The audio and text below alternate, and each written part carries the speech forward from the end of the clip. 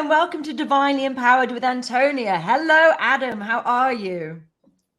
Ow, ow! Ow, ow! I'm good. I'm hanging in there. Life is a twisty road. Yeah. It's a bit of a day, isn't it? You've had a bit of a day. My assistant's underneath her house is on fire. It's a bit of a crazy one right now.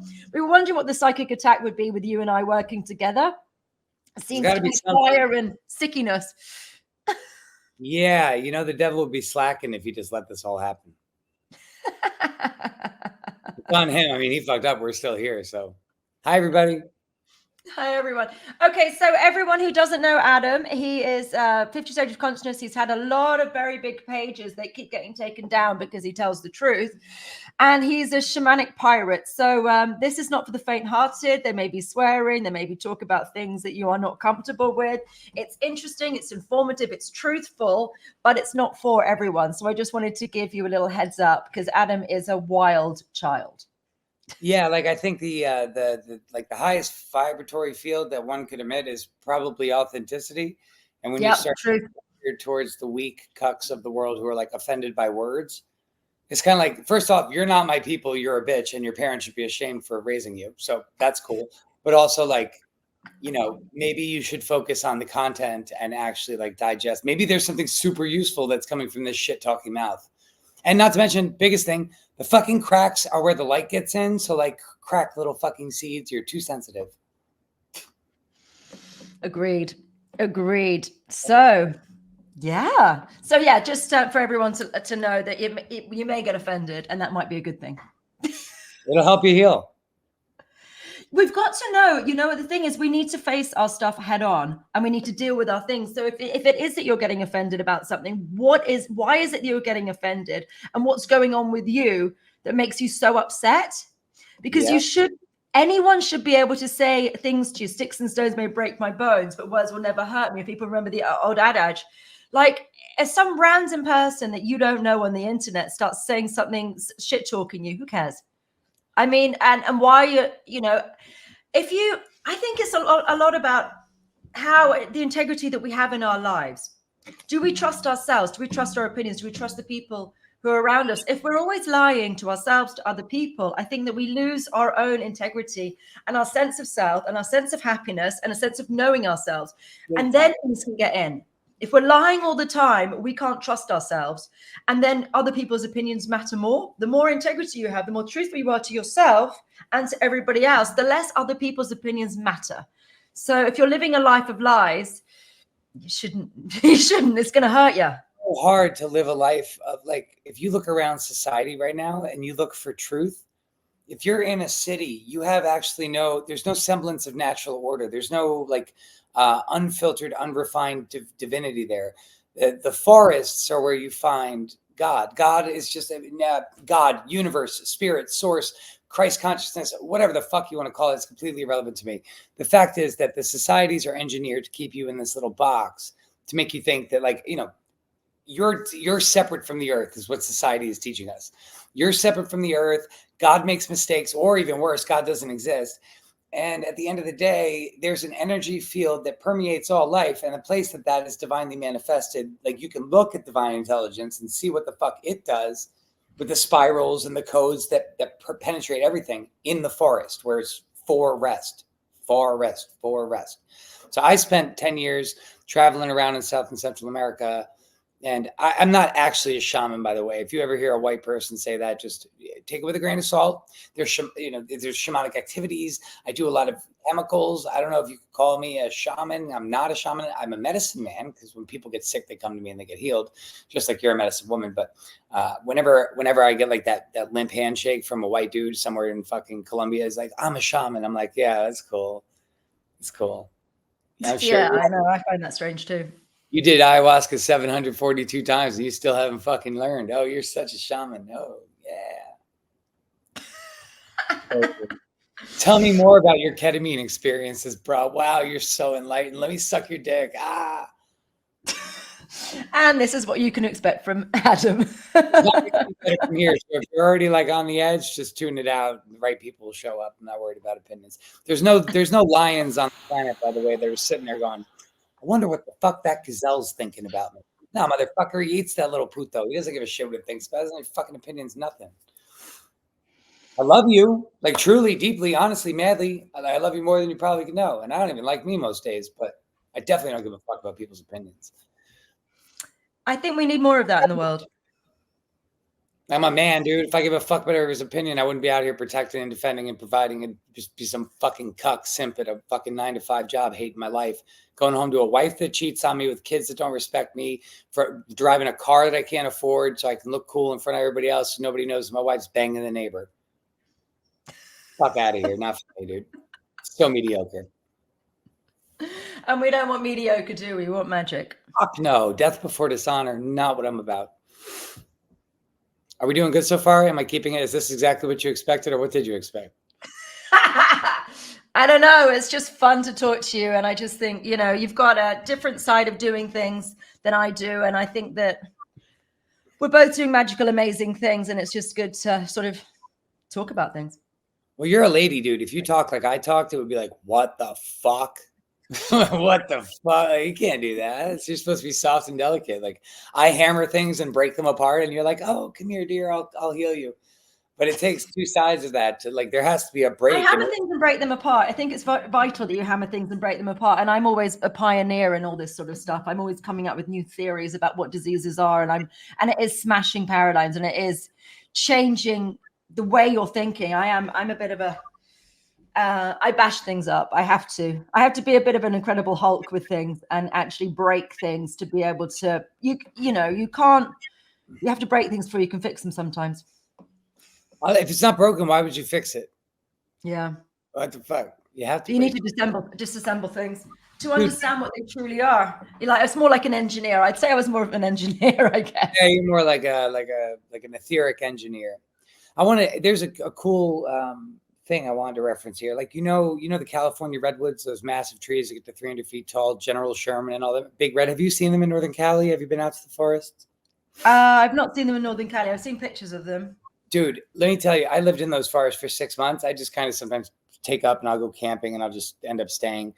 I end up always getting the disability campsites because I have like a little placard because I broke my back in a motorcycle accident, yada, yada, yada. So I get these big campsites and like, they'll just let you stay because there's no other disabled people coming to a fucking national park. So I just go in, I'll park at Portola Forest or whatever. Anyway, I learned a lot about these trees. And it turns out that despite their height, which is like tremendous amount of height, 280, 300 feet, massive, massive trees, they only have roots. Their taproot only goes 6 feet down. That's weird. Tell me how the fuck how it's possible? You know how these fuckers live? They intertwine their roots with their neighbors. And so the entire forest is connected. So when the wind blows, you'll see entire swaths of forest lift up like the ground is breathing and the trees are pulling it up at the roots, but the roots are tied into the neighbors. These trees also uniquely, well, not uniquely because other trees do it too, but they actually they have little orgies when there's forest fires. They just bust their nuts all over the place. They can't fucking come unless they're getting burned. And that just goes to show you, as far as humans, lock yourselves into your fucking neighbors because you should love your neighbor and fuck the system with every breath you take. You shouldn't just be a pussy and listen to everything the government says. Because I've been around the world and the government's lying everywhere. They're not helping anywhere. Never, ever. They're only degrading the earth. So the purpose of the story is, humans are trees with complicated fucking emotions. Grow, strive towards the light, put your fucking root down deep, or if you can't even get it to hell, lock it into your neighbors because those are the motherfuckers that you need to protect, preserve, and also guide and shepherd if you're up at that level, or you need to be shepherded by them. So trees, nature, all that shit, that could teach us a lot. The life that we're living is so fucking fake. We got people protesting oil while they're wearing plastic. You know how stupid that looks? Like handcuff everybody, around in the middle of a busy highway to save oil while you're fucking literally wearing a byproduct of petroleum production. So am I. Leggings. I mean, it happens. Everything I wear, actually, I just wear linen and fur nowadays. That's it feels good. And the furs are all secondhand. This is my way of honoring this. I didn't buy this. I've got lots of secondhand fur. Yeah, I'm not going to pay somebody for a $40,000 brand new chinchilla coat. They electrocuted them in the assholes. But I'm going to wear something that's just like in somebody's attic. Somebody made this down here. It's fucking cool as fuck. Yeah, I love it. I got secondhand furs. They're gorgeous. Absolutely. Yeah, And it's so warm. Where's your mink? My mink's upstairs. I do have a mink. I've got 2 minks upstairs. It's a good thing to have. Minks piss people off, dude. People see fur coats. They come up to me all the time. 99.9% of the time, they tell me they're very happy that it looks so nice. And then 0.1% of the time is that a real animal? And I look in their grocery cart and they've got fucking bacon in there. And I'm like, what kind of disconnect? People are wearing leather shoes. Most people are wearing leather shoes. And anyway, I like veganism is I'm going to go down the road of veganism being stupid. It's bad for your health. It's bad for your health. And it's bad for the planet. And you're killing more animals when you are a vegan than you are eating cows. That's just what it is. More, dude. And cows sequester carbon when they eat grass. They clip the grass and the earth is allowed to pull in more carbon. So they're actually stopping climate change. Fucking weather warfare, obviously, but for anybody who doesn't know, climate change. You can also get so many meals out of one cow. I think it's about 1,500 meals that you can get out of one cow. And if you think about a normal forest and what they use is a combine harvester, and it kills a combine harvester, decapitates all the field mice, all the rats, all the rabbits, all the badgers, all the everything else, and everything else that lives there. So then, if you're concerned with how many this food is flesh, or you're concerned with how many animals would die to make my lunch, and you'll be significantly less animals die to make your lunch if you're eating a steak. I was vegan for 5 years, dude, and I was fruitarian for 2 of those years, and I lived in the middle of the fucking Peruvian Amazon at that time. People say, oh, veganism doesn't work. Or they say, oh, well, if you did veganism the right way, it would work. Like, dog, I picked my food off of trees daily. Like, I didn't pick that up. I was in the middle of absolutely nowhere, surviving alone in a forest. You know, I'd come back periodically to the tombos and to the places that the people lived, and the indigenous and all that, but it didn't work for me for a prolonged period of time. I think it's an amazing modality of healing if you need to clear your brain. Like, I never felt better mentally. But dude, to live like that, to make that commitment that you're not gonna, why are you making it? You're doing it to save the planet, but you're fucking destroying it in the process. Because I lived in the Amazon. I saw what the soy plantations are doing. They burned down swaths of forest. China now owns them. They dropped fucking napalm on the indigenous tribes' villages in the middle of the night, burned them all out, came in like a week later, cleared out the area, logged it, made it accessible for the soy plantations. And then as soon as they strip the earth bare, they'll put cattle in there, and then they'll start resource extracting. I see it all over the world. We've all done, this has been going on for centuries though, because I was talking to someone who made a documentary about this person. It was 150 years ago. It was the Brits. And what they did was they were in, I think it was Africa, and they wanted, there was a guy who was one of the top generals in the army. And he ended up getting very sick. He got malaria, and he got taken in by the chief of a tribe, the medicine man of a tribe, and managed to live with him for, I think, about 6 weeks or so, and lived with him, and he nursed him back to health. And over that time, they became very good friends, and he saved his life. So there's, that camaraderie with that for sure. And then what happened was he got word to him about a couple of years later saying that there's going to be boats coming down, and they're going to be handing out blankets coming down the river. Do not accept the blankets. And then they're going to be coming back up the river 2 weeks later, and do not go near these sick people. So what we had done, what the British people had done, was given, it might have been in America, I don't know, I think we've done it all over the world. You do it all over the place. The smallpox blanket. Smallpox. The blanket had smallpox in it. And that was what, so they were giving smallpox blankets away to kill all the tribes, to get their land off them. Luckily, this chap had moved into the mountains with his tribe because he took the warning extremely seriously, and everybody else died. And that's what, they've always done. They've always committed genocide. It's not a new thing. No, it's totally not a new thing. And if you notice, it's really the people that are connected to the earth that get attacked. For example, the potato famine in Ireland. Ireland was very self-sustaining prior to the invasion of the Brits, right? But what the British did was they cut off the supply routes to Ireland. So the only thing that they had was potatoes. And then they released some sort of a mold or a fungus that started to destroy their crops. And it was the British that starved them out. The Brits hate the fucking Irish. I mean, not the Brits, but the government, the royal family. How many of your followers are British? Can I say that they're a bunch of fucking pedophilic snakes? I don't care. Fuck you anyway. So what about that? What a bunch of creepos. Yeah, it's a strange one. But they're all sick and dying now. So, karma's a con. Be interesting to see what happens with all these things. It'll be very interesting. When I find them in hell, I'll let you know. You're not going to hell. I might take a pit stop. I do like debauchery a bit. I don't mind. I got to say hi to on the way upstairs, You've got loads of friends to go and say hi to down there. What am I going to do, Somebody's got to keep the world safe. You don't always get a first-class ticket to heaven for doing it. Sometimes you got to get your hands dirty. I think you do. I think there's a lot of it that isn't, not a lot of the stuff isn't very pretty. Healing isn't pretty. It's like helping people isn't pretty all the time. And sometimes you've got to help people from themselves. 100%. That's really what we're helping out against, right? I mean, shit, if somebody else did to me what I've done to me, like I'd kill them hands down. But because I'm doing it to me, it's just, it is what it is. This is another day in paradise. All right. So we did promise people that we were going to be doing healing. Should we do that? Should we start with that? A little group healing, solving some traumas. And we'll get through the things that we have made promises on, as well as having some general banter. I hope everything's okay with my assistant. So basically, my assistant had to run out loose because the shop below where she lives, a chip shop, has gone on fire and the building has been evacuated. So that's quite interesting. That's why we don't have any of these banners going along the bottom, which we normally have, because Luce has had to go and save things from her burning house, potentially. So we were going to wonder what the psychic attack would be today, or what the attack would be today. And this could be it. That's pretty wild.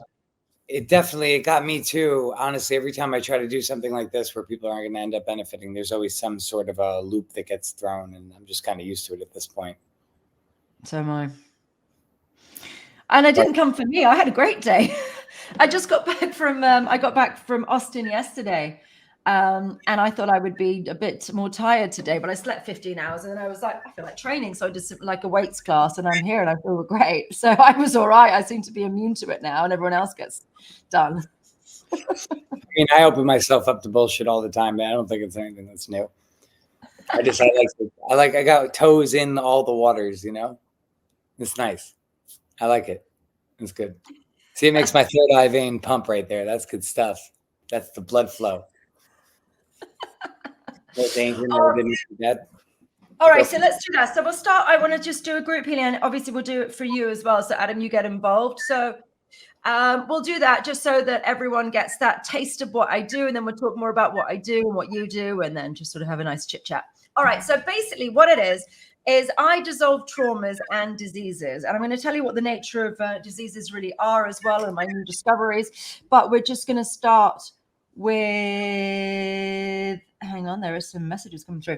Oh, look, that's shown up on there. That's cute.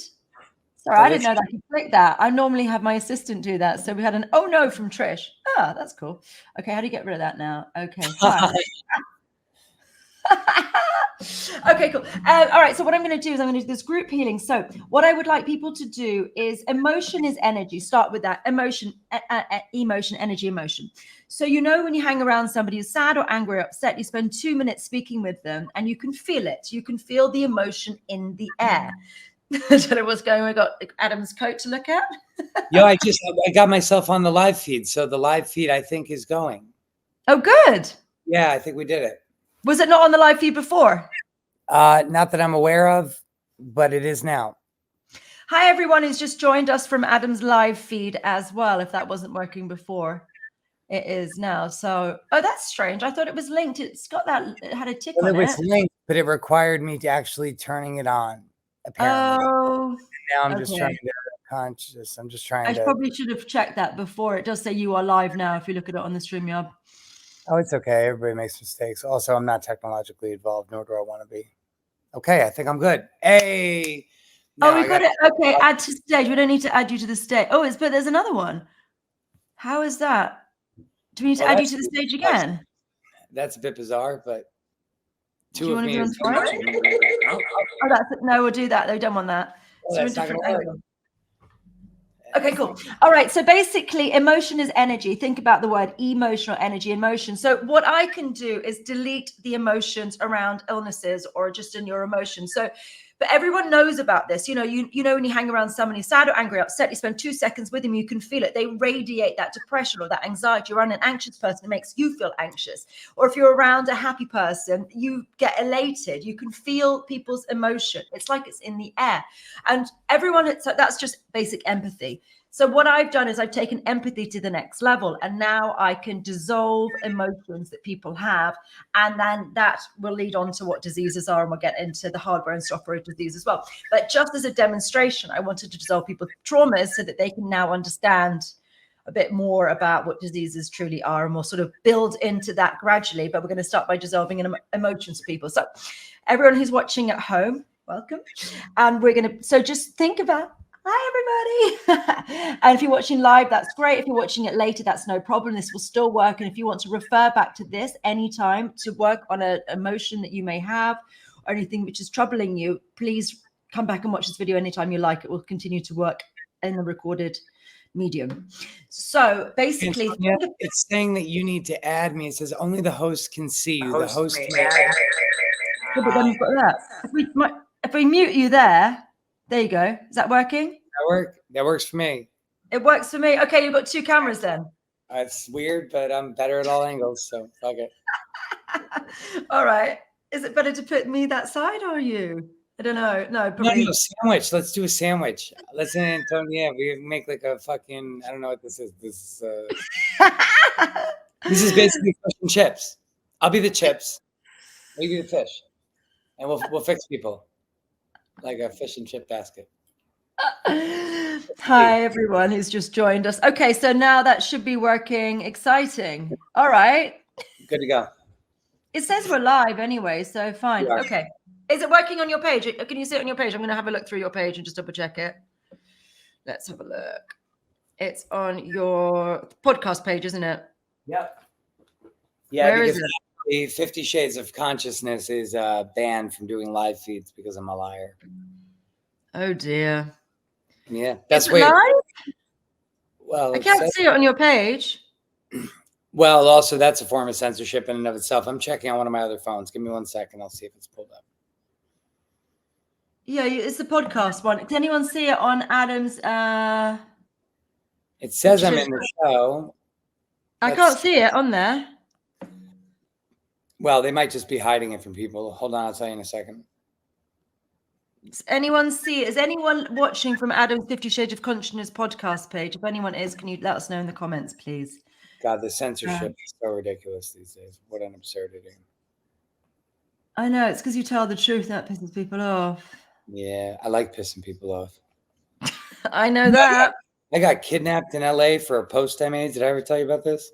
You got kidnapped for a post? Oh no, tell me about that and we'll get onto the healing after that. Yeah, Lisa Adams is watching it from your side. Go on, tell us about getting kidnapped, then I'll do the healing. Yeah, so yeah, it doesn't show me live here. But Lisa is watching it, she said, so hopefully. So weird. I don't understand. It doesn't even, I don't get it. It says that it should be working. I'm not seeing it either. Maybe only some people can see it. I don't know. I said it on public. I mean, who knows anymore? Honestly, I just think it's the censorship. It's really just. We can give you a link and we'll repost it. We'll make you a little reel and we'll just do what we can and get this information out then. Okay, tell us about getting kidnapped. Then we're going to do a healing. Yeah, so I made this post one night. I made a post about Kobe Bryant. I was just like, Black people out there, you're beautiful people. You guys have a bigger chance at pursuing a trade or going and getting a further education, like where you have the ability to, you're not going to become a fucking NBA player. You know what I mean? You're not going to be a rapper. That was the post. Basically, it's like, Kobe Bryant, great guy. Sorry he's dead. But also we could aspire to be more than people that throw balls at hoops. Collectively, we could be cooler than that, right? Like white, black, brown, yellow, red. It doesn't make a difference to me. We're all dropping the ball by telling kids that they're going to get some shot at the NFL. You're not. Like literally less than 0.00009% of people ever get that chance. It's not going to be used. So wake up. Here's the reality. Anyway, somebody said something to me on the post that was very rude, and I responded very rude because I'm a man and I'm gonna fucking rip your nose off and chew on it if you say some stupid shit to me in public. Anyway, this guy found me in public, and I'm in this bright red fucking sports car with the top down. I'll go to this gas station, and these guys rolled up in flak jackets. They had on Teflon and assault rifles and 2 pistols. They pulled up on me. They threw me in the back of a van. They held me at gunpoint. They told me I had to make an apology post. Apology post. What are we, fucking sensitive ass gangsters now? You want me to make an apology post? So I did it. Of course I made it. The fuck? Well, I mean, what am I gonna do? You got fucking, you got an AK-47. It wasn't even AK-47, AK-74, Romanian model Kalashnikov rifle pointed at me. Of course I'm gonna make your little fucking apology post. And the second you let me go, I deleted it. Dumb fucks. But the ignorance out there is like, you have to be so, and that's just one of like 10 times that I've been in gun issues because of something I've said online. So it happens a lot.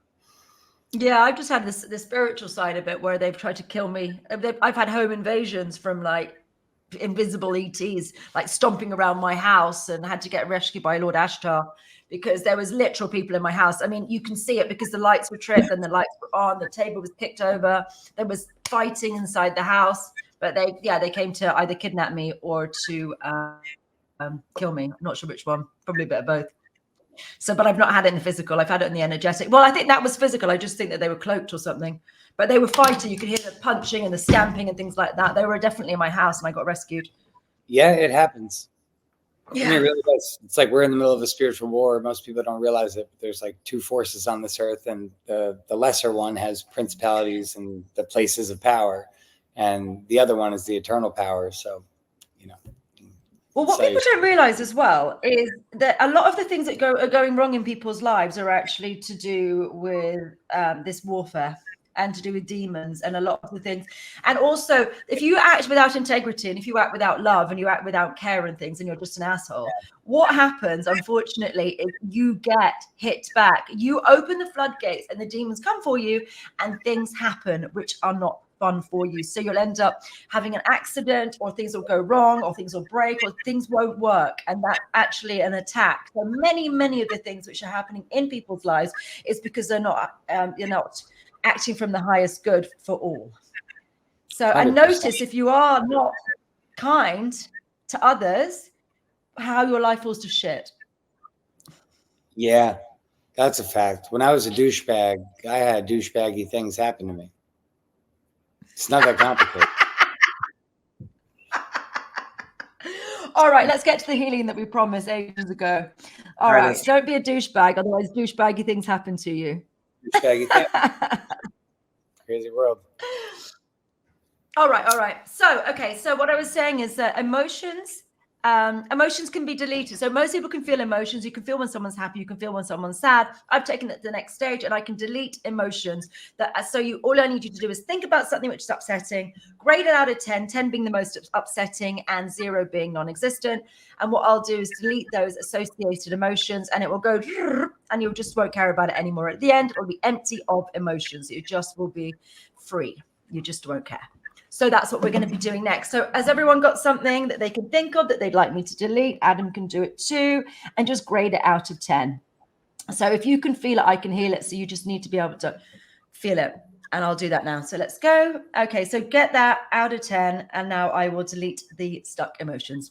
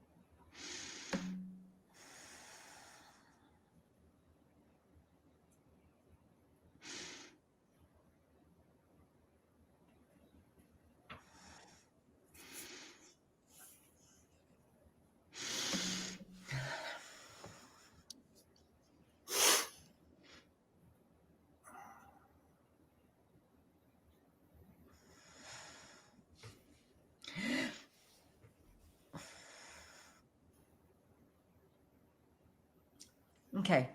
How's that feeling? Adam? Yeah, you know, it's crazy. Last time we did that too. It went from an 8 to a 2, and it did the exact same thing this time. I even feel calmer. I'm sorry to anybody I offended earlier. No, you're not.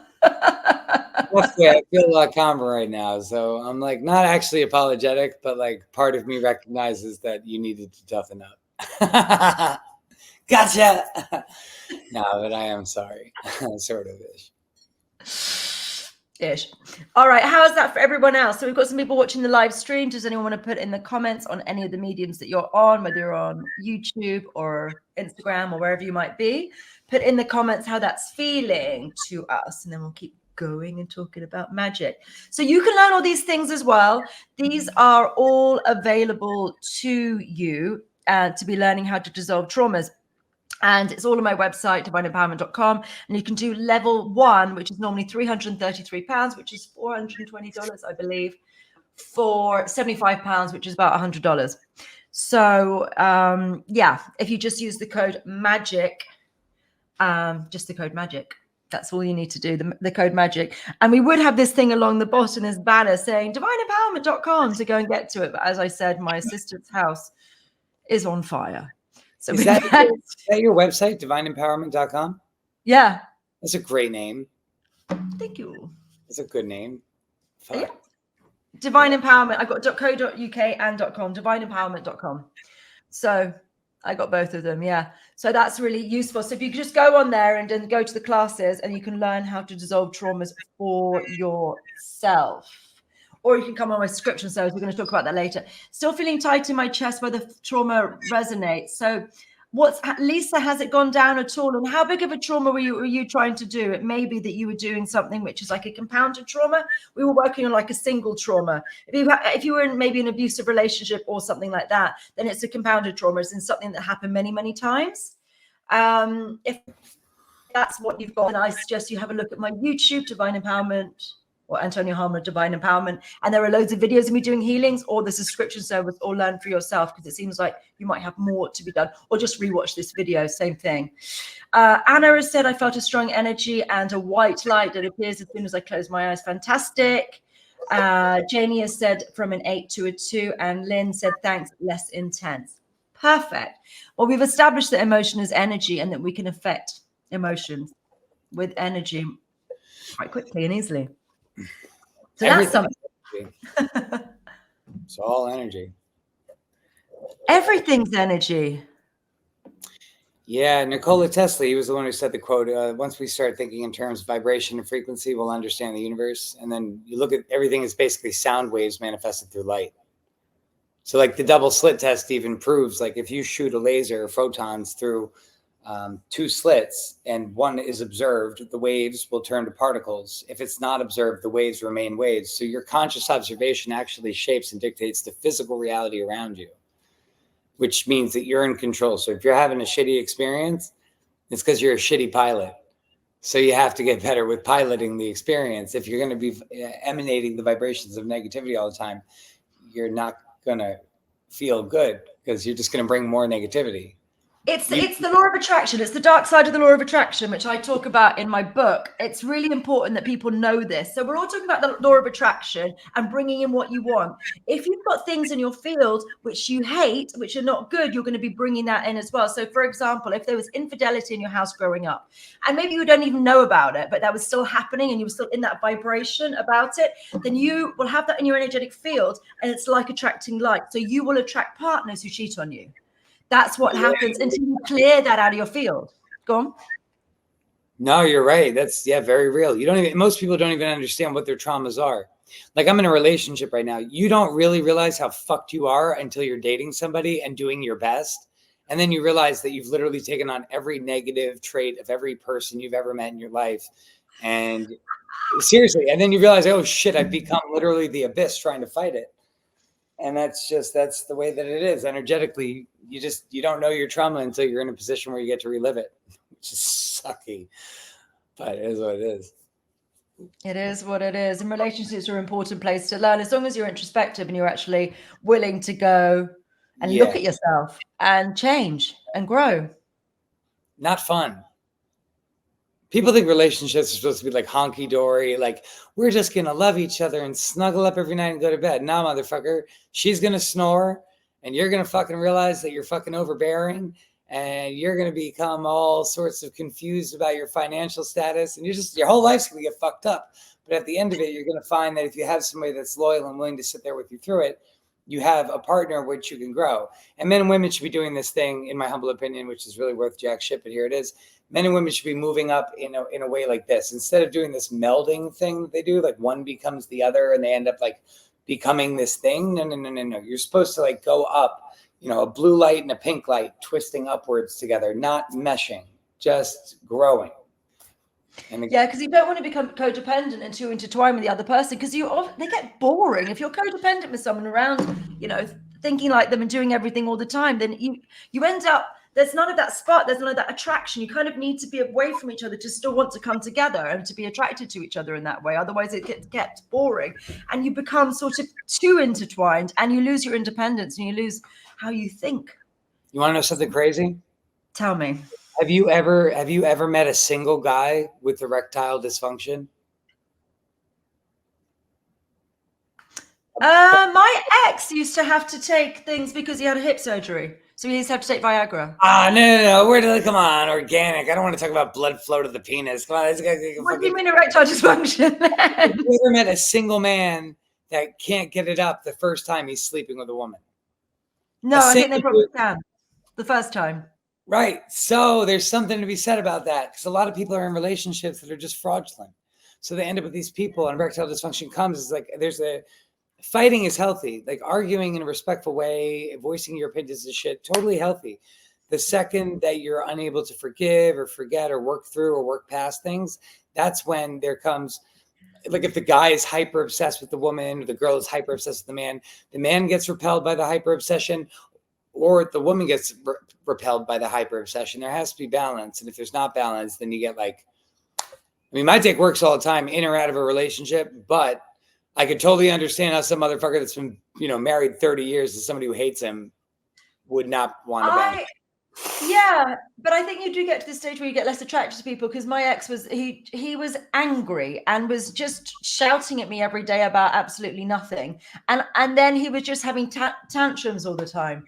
And I just didn't want to be with him anymore. I just, I sexually was just not interested in him anymore. Right, and and it's these micro little things. Actually, his were not micro. They were like, they were quite big things that he was doing, which were just, he's unhinged and a narcissist. And screaming and shouting, and he got violent. The whole thing was just a nightmare. But I just didn't want to be with him anymore. But I think even in slightly, less dramatic situations, it's all the little disappointments, the micro disappointments that you have when someone let you down or someone didn't do what they say they're going to do, that just makes you less and less into them, and less sexually attracted to them, and less sort of willing to be with them in that way. Most people are not willing to actually take a look at their own shit. That's the real issue with the world, is that people... Jesus said, know yourself. He didn't say love yourself. He didn't say change yourself. He didn't say judge yourself. He said fucking know yourself. You know how important it is to know yourself? How are you going to be in a relationship with anybody? Any type of relationship is going to get all fucking wonky if you don't put into you. Yeah. It's not rocket science. I mean, thank God. I'm great at computers, so thank God it's not rocket science. But I can manage my relationship because I'm actually... I wouldn't say I'm a narcissist, but I'm definitely a cocky motherfucker. I deserve every ounce of it. But that leads me to believe that most of the time I'm right. And, a lot of times my girl's right. And she's probably got a better idea than me. But if I don't shut the fuck up, I can't hear that. So. Well, I don't know. I think there's I think confidence or cockiness, I guess. It depends if it's arrogance. There's a difference in confidence and arrogance. Like if you keep doing the same thing and become an expert at it, you should be confident at it. But there's a difference between confidence and arrogance. Like arrogance is sort of trying to push somebody down, and confidence is knowing your worth. It's different. Dude, if we didn't know our worth, we wouldn't even be here trying to help other people. If we didn't know our worth, we wouldn't even be able, our cups would be empty. I would have nothing to pour to somebody. I'd just be a muggle. Well, I'm a wizard, so there's no muggles around here. Don't let them in, dude. You let one in, you get a whole community showing up. And then they have squatters' rights nowadays. So they'll just take over your whole house, your homestead, whatever. They'll get in there. They're like rodents. Muggles. Yeah.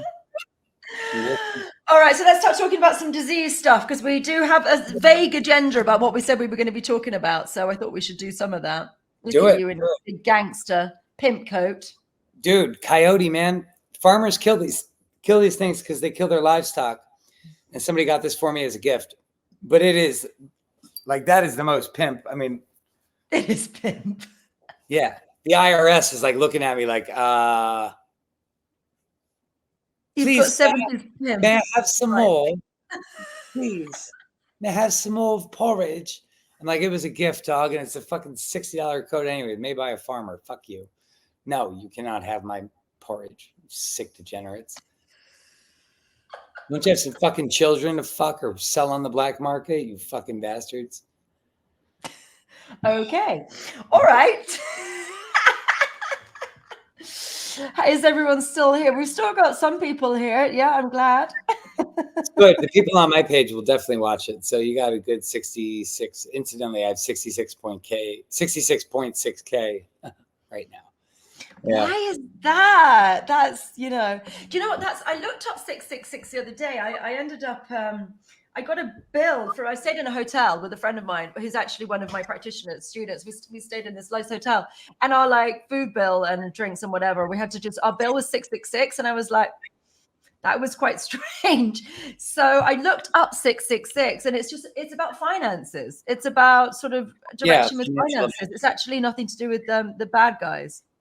Dude, if you think about it too, 666 is a carbon molecule. That's the 666 is the number for carbon. Is it? We are carbon. So, I mean, if people can't tell that you are dualistic, you have both Jesus and Lucifer in you. It's two sides of the same coin. It's the morning star Venus. In the Bible, Jesus is referred to as the morning star, and so is Lucifer. Oh, I know Lucifer was. I didn't know Jesus was. Yeah, so that's weird, right? Like right off the bat. So you have all of that energy inside of you. You have like two wolves, feed the wolf you want, to win the fight. Yeah, I don't even know where I was going with that, but that's a real thing. I know. Yeah, right. No, like we know. 666. Now you've got 66,000 followers on your Instagram. And because you're a bit of a wild child, probably, and you speak the truth. Well, it just happened today. Actually, they started the new censorship where they remove 100 followers a day. For every 50 that follow, for every one that follows, they remove 2. So the numbers, when I get I'll follow it's so ridiculous, but I'll follow how many people are following. And if I look at it, and I really don't analyze this shit that much because I don't fucking care. They end up, for every 1 follower that follows, they pull 2 off of the page. Really? So yeah, for like the last 6 days, my account's gone down 100 followers a day, even though 200 people were following every day. Because they were kicking people off. It's like my live feeds. It'll cap out at 30. But back on Third Eye Opener, when I had 80,000 followers, I had 8,000 people on the live feed at once. But then the censorship started rolling around. They realized that I was such a liar that they had to protect society against me. Come on. I can't grow. I don't know what's going on. I've been on 14.8 thousand on my Instagram for like a year. It's just not going any further up than that. And I like getting 1 and then some go. So hopefully doing this with you, I'll get a few more. But I've just been, and I've got a new marketing firm, and I've just been stuck for 3 months. That's not growing. My old one wasn't growing. I don't know what's going on. It's annoying. You'll get followers from mine. I mean, luckily with my following, these people have been with me so fucking long and so loyal. Like when I started this, dude, I didn't have any money. I just got in a car with the girl I was dating at the time. We were like, we're going to go to fucking Chile by car. So we drove down all the way through Mexico, Guatemala, Honduras, El Salvador, all the way down, right? Sold the car somewhere in Panama, got whatever cash we did, rented an apartment. It was the bank's car anyway. It was under a bank loan. And she was Brazilian too. So she didn't ever have to pay that shit back. She just went back to fucking Sao Paulo. Anyway, long story short, I didn't have any money. And I just made a post and I was like, I don't have any money, but I want to drive to Chile. And within 6 hours, I had 12 grand donated to me. And this was when I had 10,000 followers, long time ago, 8 years ago. Wow. Yeah. And these people have been with me I've burned through 15 pages that were above 50K. And they still find me. They just, they're loyal. So they'll follow you. That was the point. That would be very, so yes, please do follow me, Antonia_Harmon, on all the different channels. Okay, look, I'm going to tell you some cool stuff, because I've been working through some stuff for a long time, and I wanted to share with your audience and mine. Mine might already know this, but I've had some discoveries. I'm going to have to talk through different stages about what I think diseases are, because it's been a progression that I've had for I've been working this for 20 years. So I've got theories. So I've got something called the grand theory of disease, and now I've got more stuff which is coming after, which is the source code and then NevTech. There's 3 different stages which are pretty exciting and interesting. And I'm just going, it's getting more, I didn't mean it to, but it's getting more and more religious, sort of. It's sort of using that light and dark stuff is becoming more and more actually what it is, which is quite like profound for me. Okay, so diseases come in 3 categories: a gas, a liquid, and a solid. I will start with that. And this is the most, it's so obvious, and yet no one knows this. It's called my grand theory of disease, Antonia's grand theory of disease. And I don't know why no one else has discovered this. It seems so freaking obvious, and yet this is my discovery, and I want to get it out there, because once you know this, then you know that things are fixable. So it's really, really fundamental, and I want this for everyone to know this. So please share this bit for everyone to know. Disease come in 3 categories: a gas, a liquid, and a solid. Gas-based diseases are thought-based diseases. You hang around somebody who's sad or angry or upset, you spend 2 seconds with them, they're radiating that energy. An anxious person makes you feel anxious. A sad person makes you feel sad. You can just feel it. A happy person makes you feel happy. They're literally radiating that emotion. With me so far? Yeah. Yeah. All right, so that's gas. So if you remember from chemistry or physics from school, you remember that how does a gas become a liquid? So it cools down and it slows down, right? It cools down and slows down. Yeah. So you have a finite space, a little bag, and you put enough gas into the little bag or container of whatever it is. It's going to continue to be a gas for a while, and then it might at the bottom start to become more water, or steam will then become water. But if you put enough of it in, enough steam in, it's going to cool down and slow down. So in the example of a bag, the stuff at the top will still be steam, and the stuff at the bottom will become water. But it's intrinsically, put enough gas into a container, it becomes water. Put enough water into a container, it becomes solid. Dude, is that how they do those trucks, propane trucks? That's a liquid, but they just force it in under pressure, and it becomes the gas gets forced in under pressure and becomes a liquid because it's so pressurized. Is that how that works? Yeah, that would be anything, yeah. I had no idea. But it's gas, liquid, solid. But what's a solid? A solid, like ice. What is ice? Frozen water, right? And that's slowed down and cooled down. So if you think about the molecules, they're zooming around. So in a gas example, they're obviously zooming around really quickly. Water sort of like Austin Powersing on the spot, and then a solid sort of vibrating where it is, right? So gas, liquid, solid. Think about particles in the movement. So what happens is you get obsessed and stuck in some brain thing, some brain loop about not feeling supported, for example. You just get, I'm not supported, no one loves me, I've got all these issues around feeling supported. That's a particular thought. And not feeling supported is related to the back. So if you have back problems, that's because you don't feel supported. All those emotions, all that gas of you not feeling supported goes, zooms to your back of your body, and that's why you've got backache. It's like it's the liquid.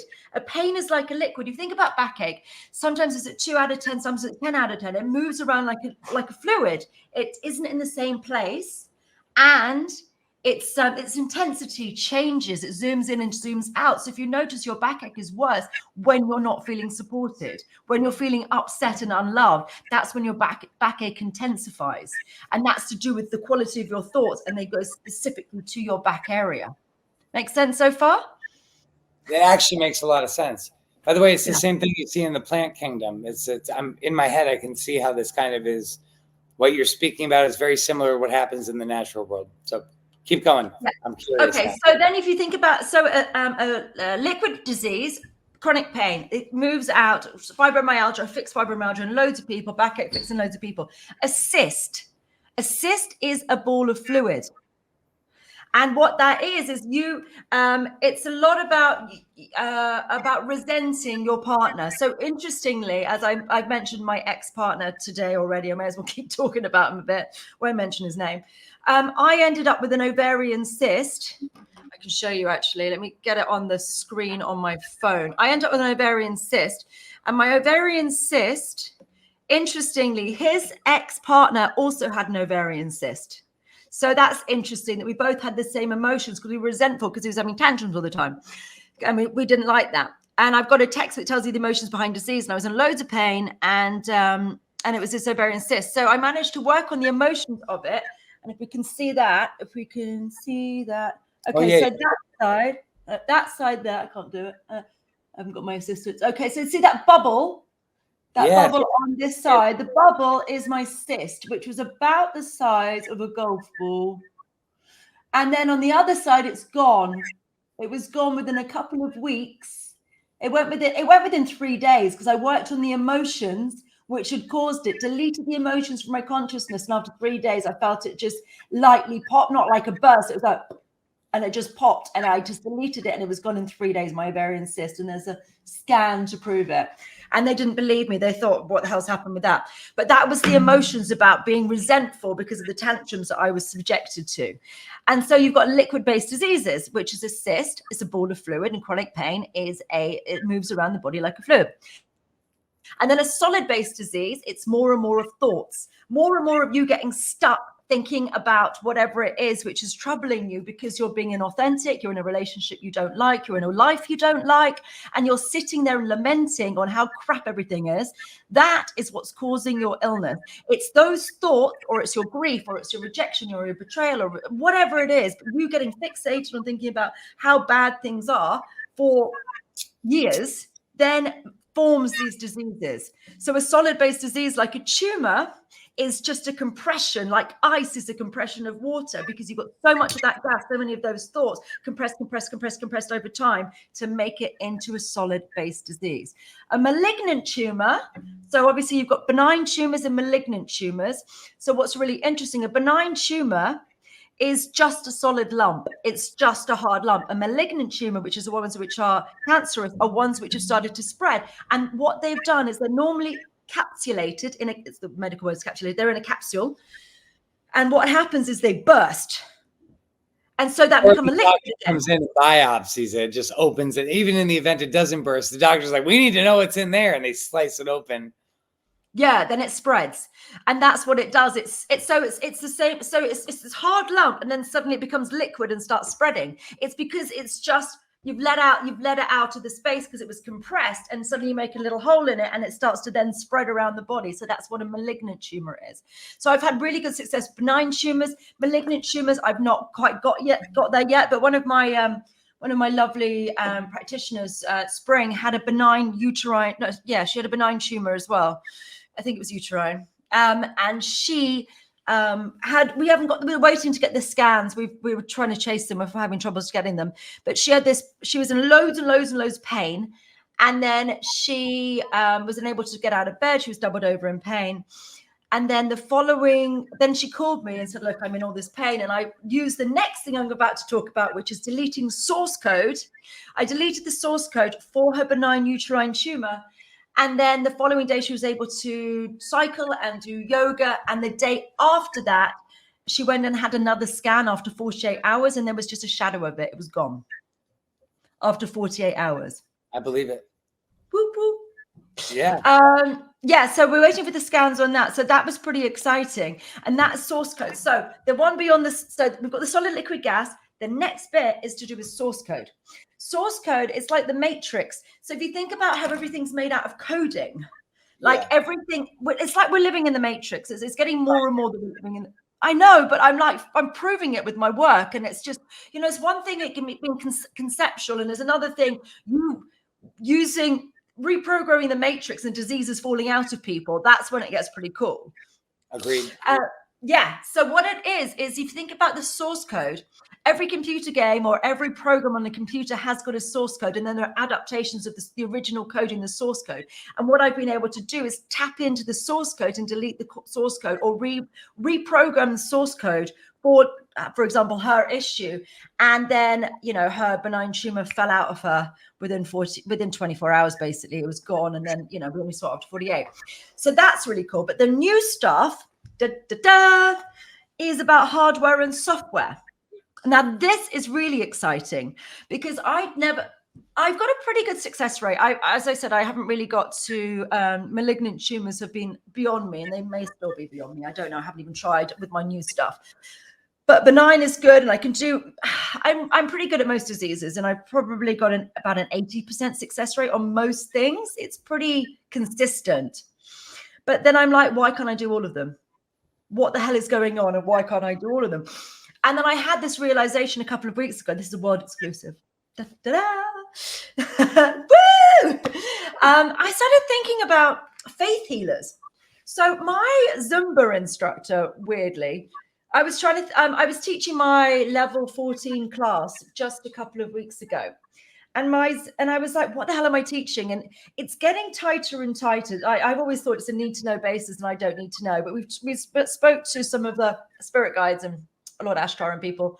And actually, it's now mission critical that I don't know anything too soon, because it puts my practitioners in that people get in danger when they can know things but not be able to do them. The amount of attacks that's going to come through. So I've got a 24-hour window to write my class now, because it's just like I don't know it before. It's not safe for me to know it.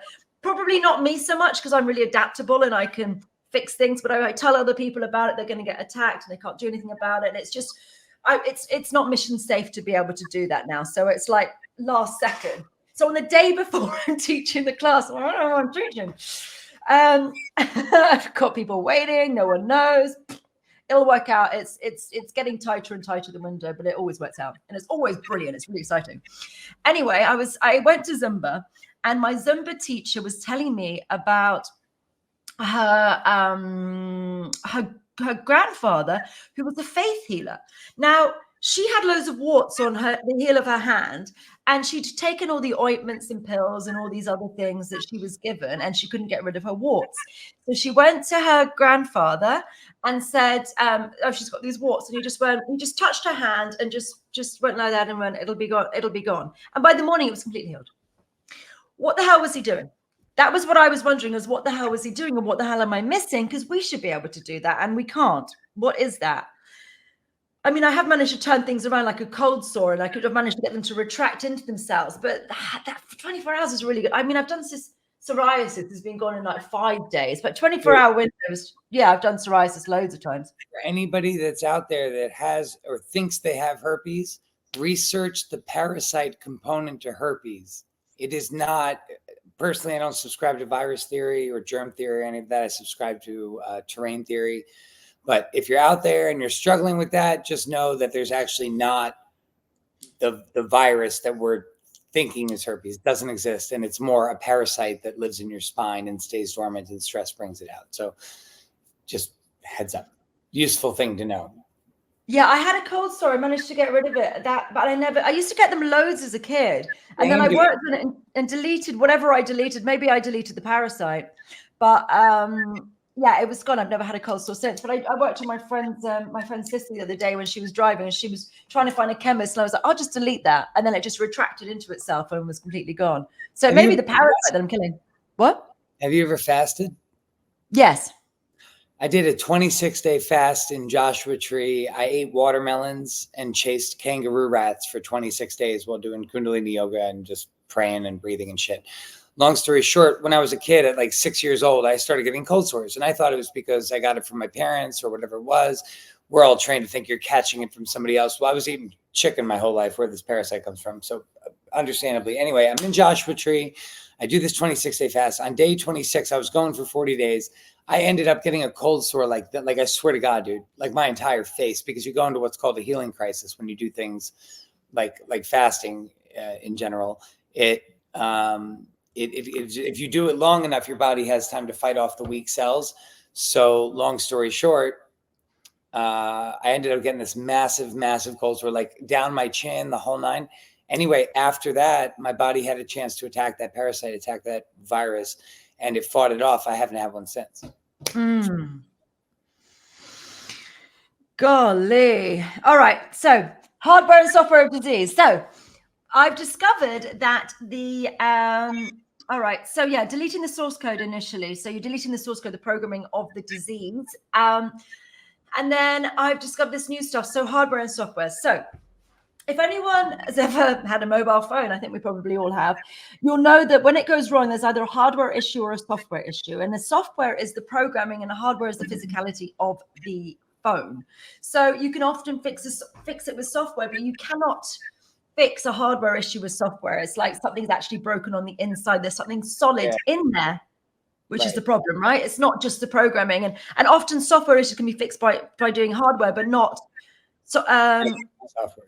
Yeah, it doesn't work that way around. So I started thinking about the hardware and what's going on, and I was thinking about this faith healer who was doing the, as I said, the warts. What were they doing?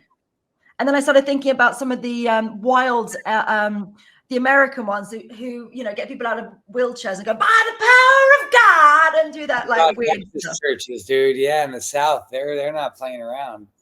Yeah, so what the hell are they doing? And then I started sort of tuning into it, and they're basically removing the devil. That's what they say that they're doing. All demonic possession, everything. The parasites are a way that the demons have access to your body. It's pretty interesting. What? They disconnected my stream from Instagram. Have they? It's probably because we've gone over an hour. Yeah, that's why. It doesn't matter. Well, whatever. We'll just re-upload it afterwards. It doesn't matter. We'll give you a copy of it. Fine. Anyway. That's where you get a lot of my following to pay attention. It's not through the live feed anyway, because it's so censored. It's ridiculous. But if I post it to my story, the edited footage, we'll just get people to go to your website and get people to go to your page. Okay, cool. Yeah, perfect. We'll work it out. All right. So basically, the hardware of the disease, I think, is the bad side, the dark side, or I call it nefarious tech, nev tech, and nev magic. So black magic, I think, is actually the hardware of disease. That's what I've now come to realize.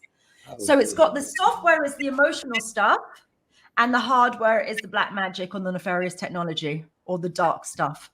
So that's what it looks like is in diseases, which is really, really interesting. So I'm now starting to play around with that to see what we can do, because maybe we can actually remove the hardware and the darkness or the bad stuff from us. And I think that is what the root cause of disease is from the hardware side, and it's the hard stuff.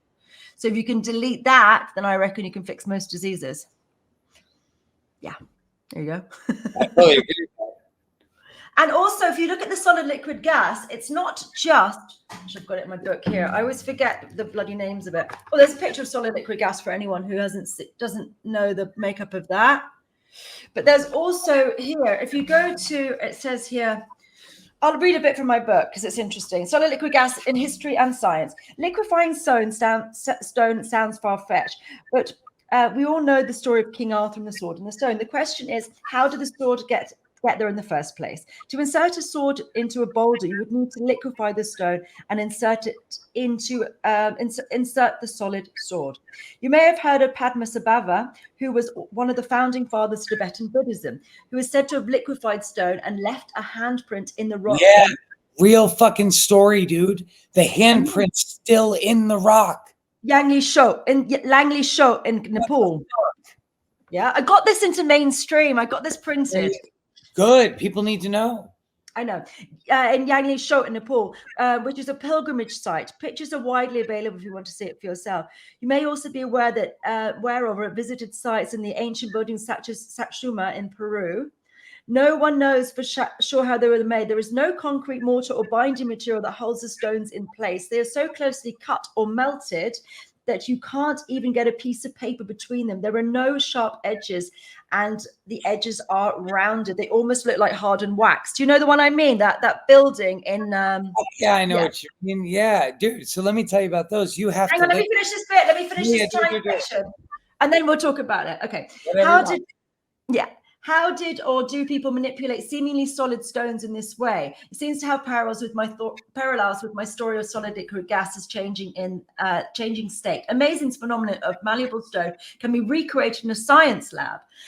When kept at super cool temperatures and zapped with the world's most powerful magnet, electrons become quantum fluid. This demonstrates that solid matter becomes liquid under certain conditions. This is one possible explanation. Do let me know if you have another of King Arthur's adventure with the sword and the stone, the ability to place handprints in the stone, and construction of enduring stone buildings with no visible joints. If you can have mastery of solid liquid gas liquid solid, you can put swords in stone, put your handprints. And if you think about the Hollywood Walk of Fame, that concrete, that is what it is an ode to. It's Langley Sho in Nepal.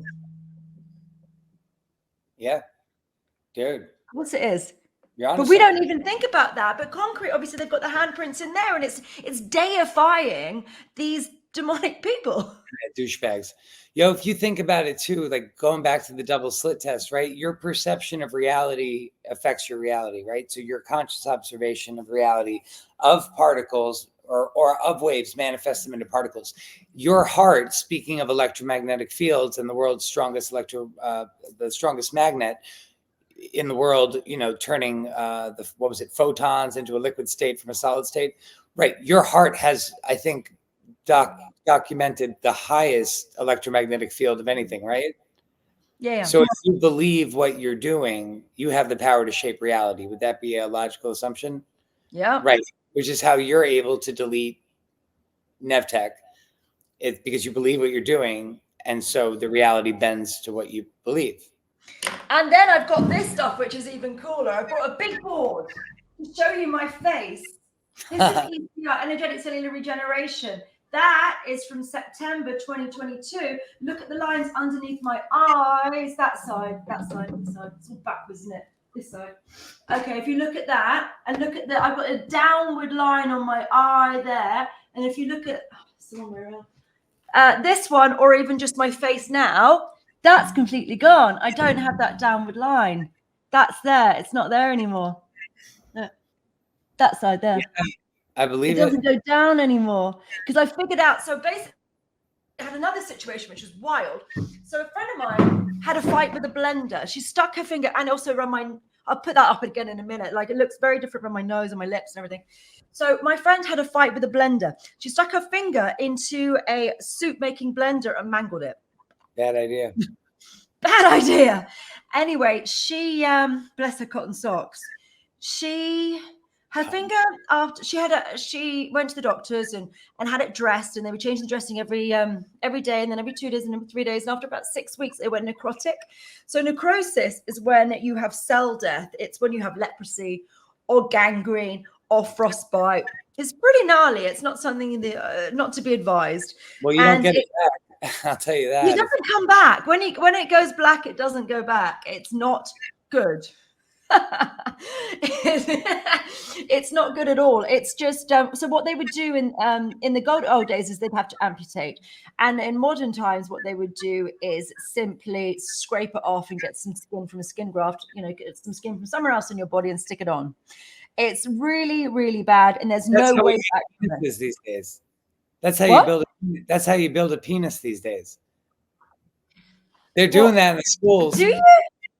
Yeah, they actually take a skin graft from your fucking arm and build you a penis. If you're a woman that wants to identify as a man, they'll just build you a dick out of the skin graft from your arm. Crazy. Wow. That's crazy. Insane. So then there are two. Go on. No, that's it. Continue. I'm sorry. I had to get that in there. All right. So I'm just trying to remember this bit here.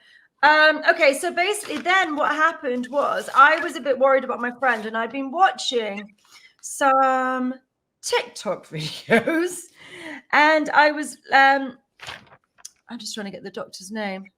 There's Dr. Becker and Dr. Warburg. I always forget which one did which, but that was the name of the two doctors. And they were in the 70s, and what they did was they started to look at energetic cellular regeneration, and they realized that the age...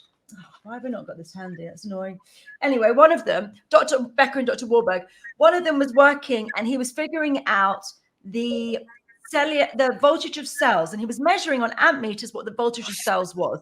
So if you're in very good health, it's 70 to 90 millivolts. If you're in poor health, it's 30 to 50 millivolts. And if you're dying or you've got cancer, or some horrible disease, it's 20 millivolts. So there was that. So that was percolating in my brain. And then the other doctor, I think it was Dr. Becker, Warburg, Becker. I don't know why I was getting them muddled. Anyway, the other one was an orthopedic surgeon who started working for a veterinary college, and he started thinking about salamanders and what salamanders do. Now, salamanders have the ability to regenerate their leg, limbs, their tail, or half an eyeball. Dude, I've pulled off so many salamander feet in my days hunting salamanders, like total accident. Like, I'm sorry, dude, you're like 4 millimeters long. My bad. But I know that they're regenerating because I see the same salamander with a nub a week and a half later. And then like 2 months later, and I know the salamanders, the same ones. You can tell by the spots on the tiger salamanders, which ones are which. I grew up in Connecticut, like hunting salamanders. So I definitely have seen this shit with my own eyes, and it's crazy. Yeah. So they can regenerate. So we thought, how the hell does this happen? And what is it? So we decided to amputate the leg of a salamander and to watch and look at the electrical current around where the leg was. And he managed to use machines. Yeah. And what there was, so he's looking at the electrical current. So he's looking at this, and there's a surge of energy followed by a pulsing around the field of where the leg should be. So we thought, that's interesting. So we thought, right, if I amputate the leg of a frog who don't regenerate and recreate the electrical field, will that leg grow back? Bloody well did, in the 70s. It pisses me off because think of all the military guys or the vets who've got amputations or people in car accidents, and they have the ability since the 70s to regenerate. That just makes me so crazy. Dude, they have the cure. They have the cure for everything. Everything has a cure. Like, dude, and everything has a cure in nature. And instead of us actually exploring the Amazon and going and saying, hey, this flower is purple, maybe it could correspond to our purple chakra, or hey, this flower is red, maybe it's our root chakra fixer, or you could look at the signs in nature, you could look at the seeds and see what does what. Instead of doing that, we burn it down for soy so that a bunch of petunias can wear fucking pleather. Ugh.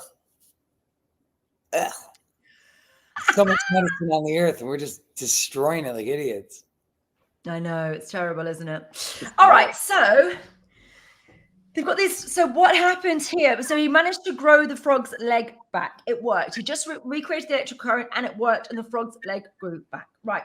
So I've got this in my mind, and then I just literally just watched this TikTok on it, which is just the most ridiculous thing to have a huge discovery from some stupid minute-long TikTok video. But that was enough to get those things whirring in my mind. So Lisa's there, and we've done a few videos together, and then she just said, I've just been to the doctor. So we got on video together. She goes, I've just been to the doctor, and they said it's necrotic. And I went, ooh. Because necrosis is, that's amputation. She was like, they're talking about skin grafts. They said to go back next week, and then they're probably going to do a skin graft. Oh boy. So I went, hang on a minute.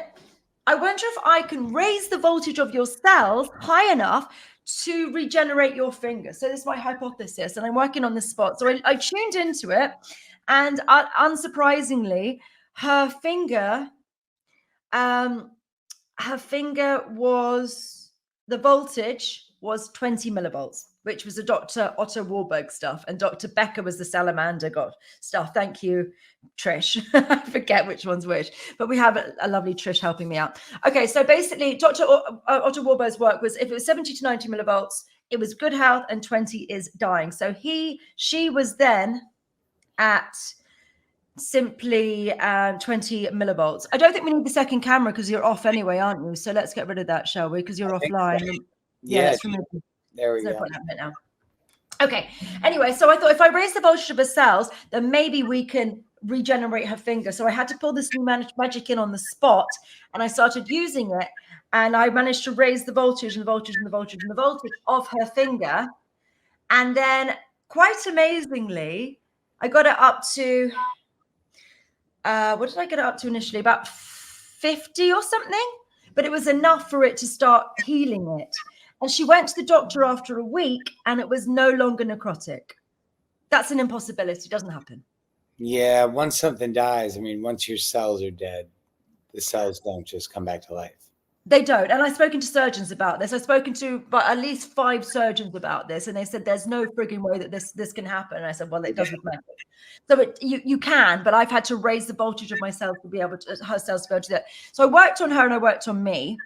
So basically so after a week, it was no longer necrotic. They said, don't worry about it. You don't need to come back again. You're fine. It's just going to mend as it is.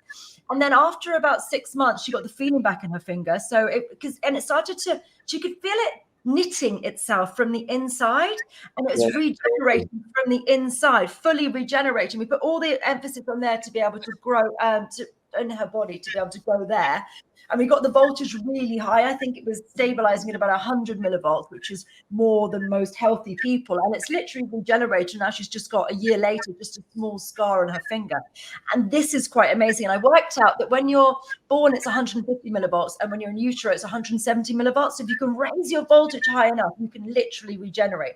So mine's around 100 or 120, which is like like someone in their 20s. So I've got the energy of someone in their 20s, the vitality, and now my face is reverse aging.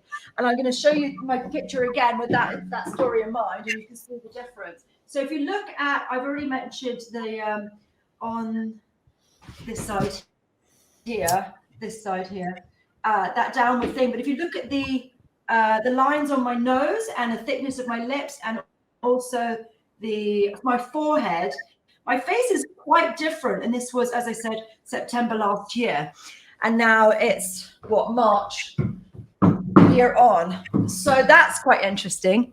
So if you look at that, I just don't have it. It just doesn't exist. So I do a huge smile. It's there. And the lines on my nose are a lot less. My forehead, those lines are a lot less as well. I look 10 years, 20 years younger than I did there, which is really exciting. Do you know what telomeres are?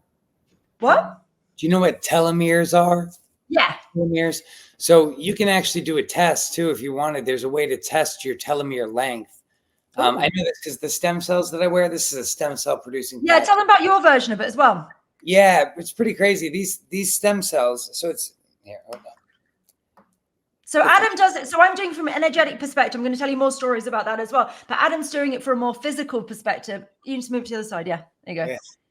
It's very confusing. It's the wrong way around. Top, so it's not my thing. But long story short, stem cells are something that your body produces and distributes pretty well until you're about 40 to 60, in which case it cuts it in half and then starts to like really just the cells go dormant. Let's talk about what a telomere is. A telomere is basically that little plastic bit on the end of a trainer. It's that little bit there. And what it stops doing, so that is the bit which stops it from fraying. And aging is about the degradation of telomeres. And basically what happens is what cells become photocopies of photocopies of photocopies of photocopies. And so obviously when you photocopy not from the original, you photocopy from a photocopy, you get all these errors on it, or you think about it in terms of a recipe, then you lose ingredients, and the degradation of telomeres causes you to age.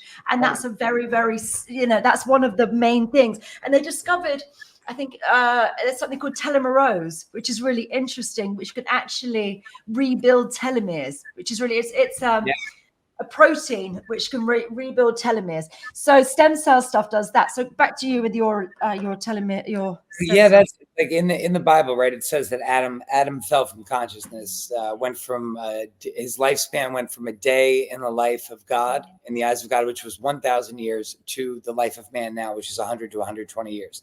And the way that process was accomplished was the angels, Elohim, or whatever you want to call it in the Bible, they actually genetically altered us and they brought us down to a lower level of consciousness.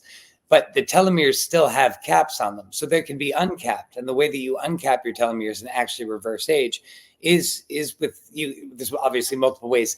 It would all be through the manipulation of energetic frequencies, right?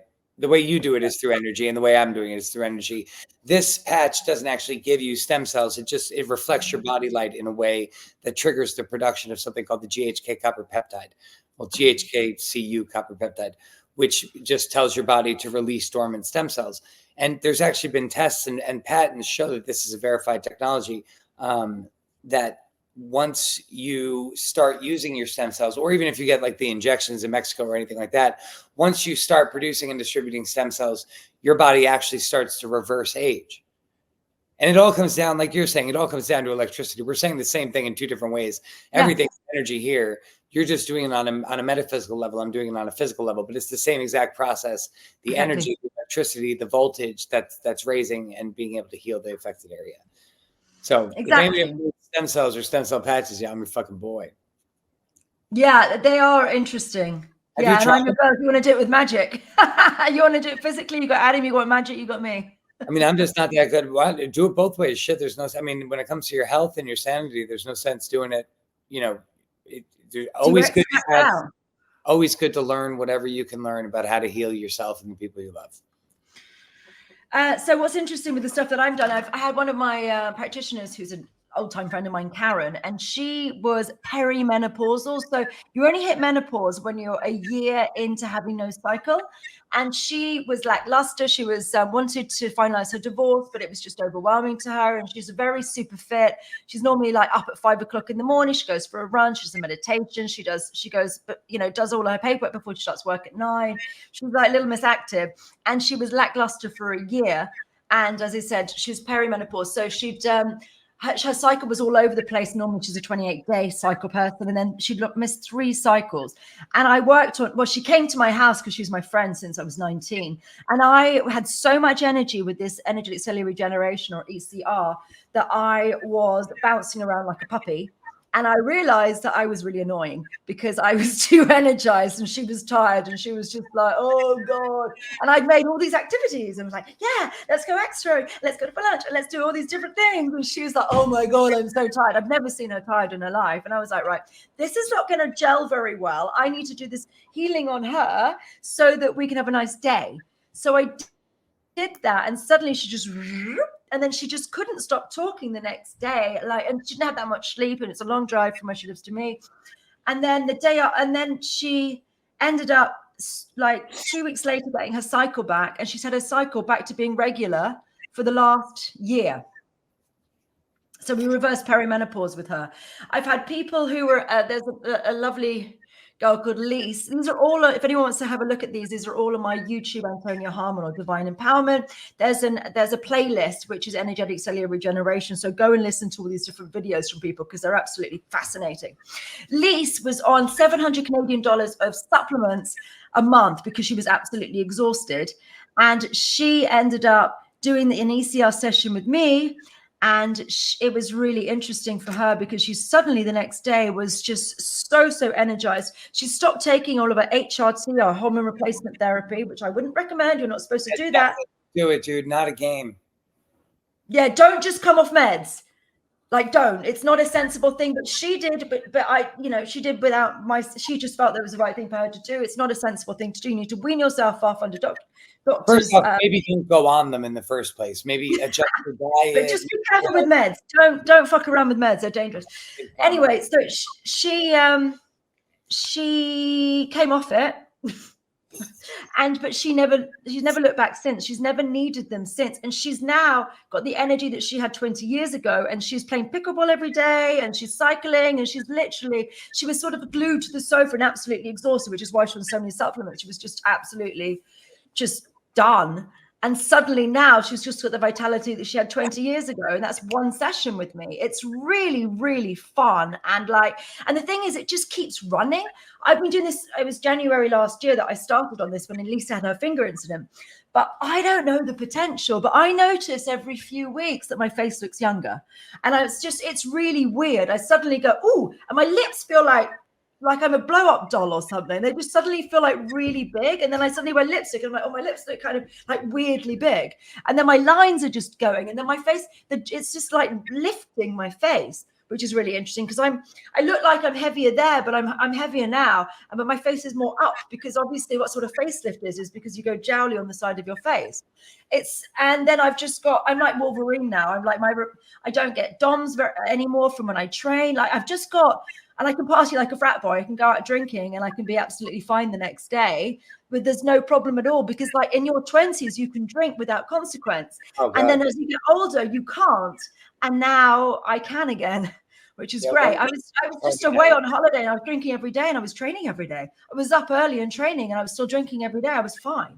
It's quite amazing that you can do that. It's just like I'm in my 20s and my voltage is at that of my 20s and my body's catching up. So I'm literally reverse aging in the most fundamental way, which is just really great fun. And you can do it too. These sessions with me or one of my practitioners, one of my advanced practitioners, they can all do that through my website. You can book them. Or if you want me to do it, you can. But it also works first on, if you're sick, it goes to the area of the disease first. So your face is probably, we're all vain, but the least important place is how your face looks. Obviously, your heart, your liver, your lungs, those organs are much, much more important than, how your face looks. But it will go to where it's needed most first. And then when everything else is working well, then it'll start going to the more aesthetic, superficial things. That's the same thing with stem cells. They go where the body needs them most. Also, have you ever heard of Shilajit? Yes. Tell me more about it. I've taken it years ago, but tell me more about it now. Dude, that's one of my newest products. We got three main products that I sell. I have a hemp-derived Rick Simpson oil, which is a crude extract of hemp. That is great for anxiety, Crohn's, irritable bowel syndrome, all sorts of epileptic disorders, seizure disorders, ADHD, pretty much any type of inflammation in the body, acute pain, bone-on-bone pain, anything that's just kind of messing you up. Then we have the Shilajit. Shilajit is this... it's basically fulvic trace minerals that ooze out of these rocks at high altitudes in the Altai Mountains, and it was discovered, probably about 4,000 years ago. Alexander the Great used to go on missions and collect this stuff and give it to his bodyguards and his troops because it allowed them to be stronger, more full of testosterone, regulated their hormones. It just increases. They call it the destroyer of weakness. That right now is my best-selling product. We sell a fuck ton of that. And we get it directly from Russia. But basically, these researchers went to go research these monkeys, two troops of monkeys. One of them was very sick. One of them was not sick. And the researchers discovered after observing them for a number of years that periodically these monkeys would go to these rocks and lick this black shit off the rocks. It turned out to be Shilajit. Right. It anti-cancer properties, detoxes the lymphatic system, gives you a huge boost in strength, stamina, endurance, vitality, all of that. So anyway, that's an amazing product, and everybody should take Shilajit. You probably don't know where to get it because it's such kind of an obscure product. But if you need it, you can message me on 50 Shades of Consciousness or 50 Shades of Consciousness podcast, or just type in Third Eye Opener to your browser. I have about 50 pages on Instagram, so you'll find me through that name as well. And then the last product, by the way, if you remember during COVID, everybody started losing their hair, right? You saw that too. You did, right? Everybody. Yeah. Even I did, because I was living in North Carolina at the time in the mountains. And so we came up with another product that actually helps your hair to regrow, which is batana oil, which is this little, it's a palm tree that comes from these Honduras islands. And basically during COVID, the government tried to buy the islands to destroy the trees because everybody was losing their hair. And I think the government doesn't want us having hair because it interferes with the Wi-Fi signals that they send at us. The 5G and the whole network, it's not able to effectively manipulate our nervous system when we have hair. If you look at if you look at the CIA predictions and the NSA and Department of Homeland Security and DARPA predictions for 2050, it shows that the majority of the world will be Asian and bald. I mean, that's a weird prediction to make, right? Bald? There's no bald animals running around there. The fuck are you talking about? What do you mean we're all going to be bald and Asian? And then I look at all the Chinese people that are just migrating to every country and taking over economically. And I understand how they could be Chinese because they'll breed in. And then I thought about the hair thing and I was like, shit, that's because they're putting up Wi-Fi towers everywhere. Insane. Anyway, so the government wanted to buy up the islands. Long story short, the batana oil was saved. The government couldn't step in, destroy the plants. Now it's still being sold and ethically harvested. So anyway, that when you apply it to the scalp with castor oil, boom, 3 months of use and you get a solid head of hair. Pretty crazy. Is that people are balding? It's not for people that are balding, but like everybody was like my hair started falling out. Like I used to have 3 years ago during, mid COVID, I would brush my hair and I have 300-400 hairs come out. Yeah. And I had my hair broke off. I thought it was just because I'd over dyed it. No. Hey, dude, it's because of It's because of COVID. It's because of whatever COVID is, which honestly, I think this is just a reaction to us being radiated by Wi-Fi towers on every corner and phones in our pockets. And like, if you look up a Gauss meter and you look up what the AirPod voltage is that's going into your brain, it's 10 volts per meter. It's a Wi-Fi router attached to your head. That's just with Bluetooth. Like we're frying ourselves. Dude, the logo on our phones is an apple with a bite taken out of it, dude. I know. I'm Adam. That hits home. What the fuck are we doing? That's weird. I mean, tree of knowledge? What? I know. So we've got some questions. So Vanessa's asking, where do we get our telomeres measured? Yeah, so you can go in and have genetic testing to do that. I would have no idea where to go about doing that. I mean, there is always, I guess, the potential for like a place like Any Lab Test now in the U.S. I don't want anyone knowing my genetics. Yeah, right. Same here. Like, I'm not measuring that. I don't want you having my DNA. Fuck that. Yeah, I don't think I want anyone having that. Yeah. I would recommend strongly against that. against giving all that ancestry.com. I don't know if you guys saw, but that was all bought by BlackRock.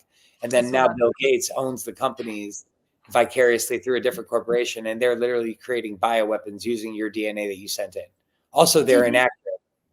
Did you see about the apple cider vinegar that got bought by Katy Perry? Yep. And now Bill Gates is now putting that weird what's it called? The stuff that they put on the appeal, yeah. And they label them organic too. This is the crazy part. Even though it's not organic, because it's 51% organic and 49% GMO, they can legally label it organic because they pay for the ticket on it. It's insane, dude. Okay, well, you were going to talk to everyone about crypto. I know nothing about crypto, so tell us all about it. Crypto.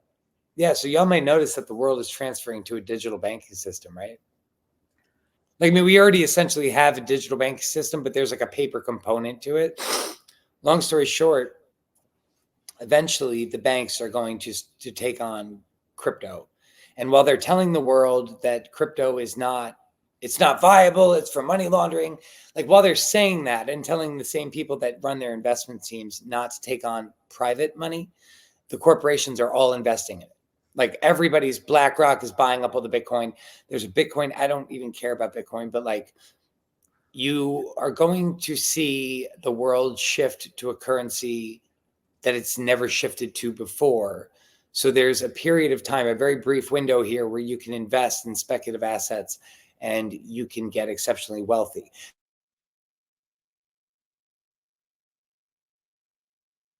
You've frozen, Adam. The once in a lifetime chance to get invested in something that could.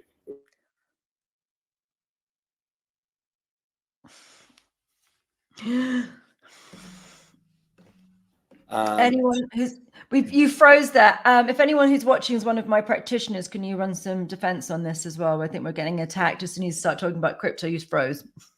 First time you frozen. Do you want to repeat that, please, love? It did shut me down. It shut you down. Do it again. Tell us again.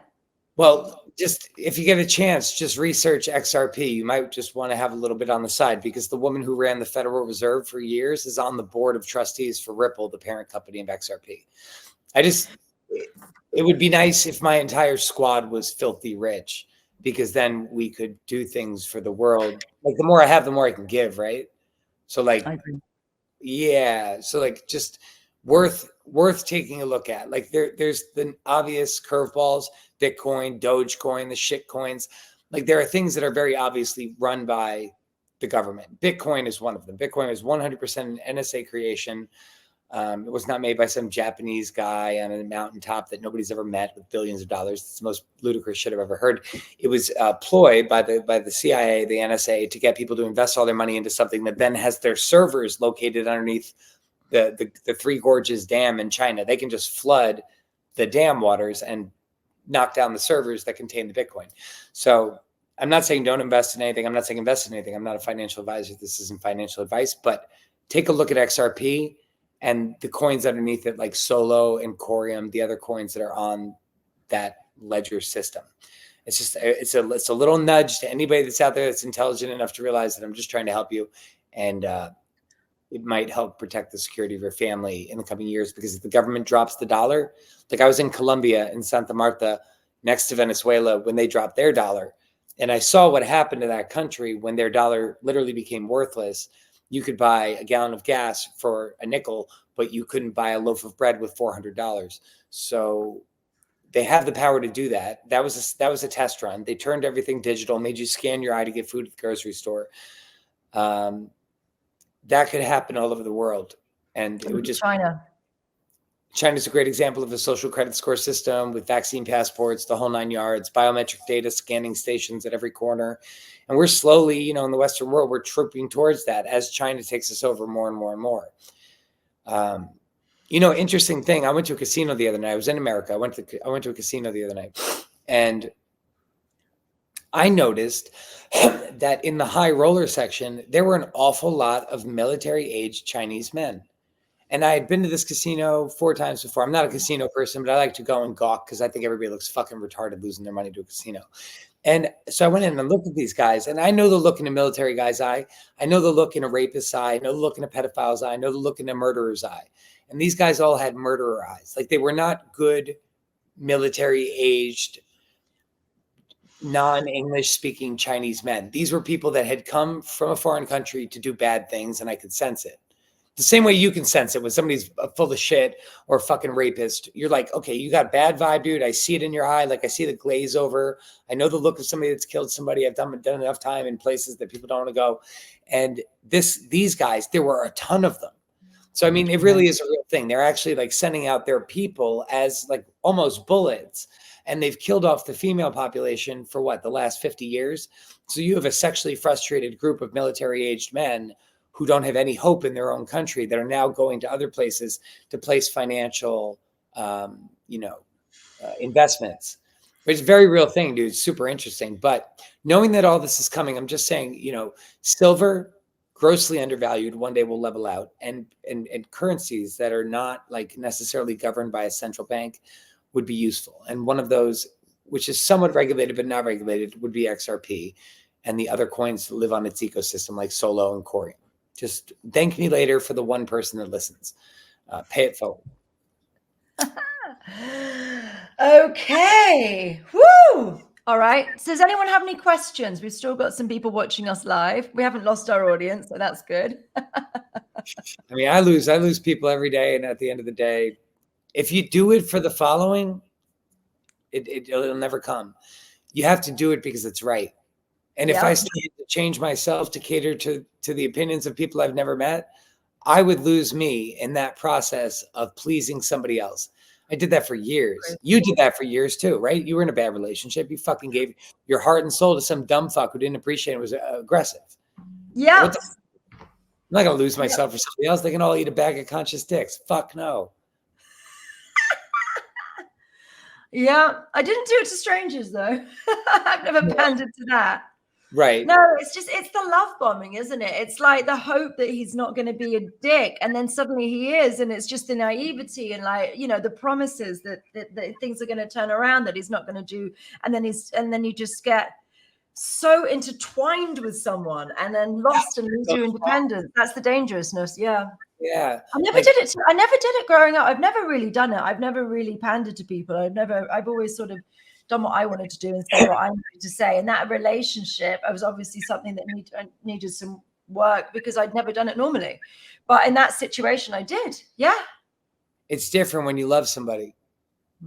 Or if you're in a situation where you feel like you need to get loved back, which is usually some parental drama. Like for me, I'm adopted, right? So I have this fear of abandonment that I don't even understand. Like it doesn't occur to me on a normal daily basis. Like, oh man, I was given up at birth. Like, I love that shit. I got the best family on the planet, but somewhere inside of me, there's an abandonment wound. And you don't think about these things until you're in a relationship and you realize, oh shit, this person could leave. That's when the love bombing starts. That's when the lack of self-esteem starts. And that's where the narcissism originates. So it's this whole vicious cycle that if you're not aware of it, if you're not even in a relationship, you won't even notice it exists. And then you get in one and you're like, I'm fucked. So you're saying we should stay single forever? I mean, I think what's best, honestly, is to find somebody that you trust and that you value and you respect. And you should spiral upwards with that person, given the opportunity. I think those people out there that find a partner find a great thing. And it's a good thing. It's a good thing the way it comes best is if you're good with yourself. If you can be good on your own and you can find somebody that complements your life in a way that makes your life alone cooler with that motherfucker, that's your motherfucker.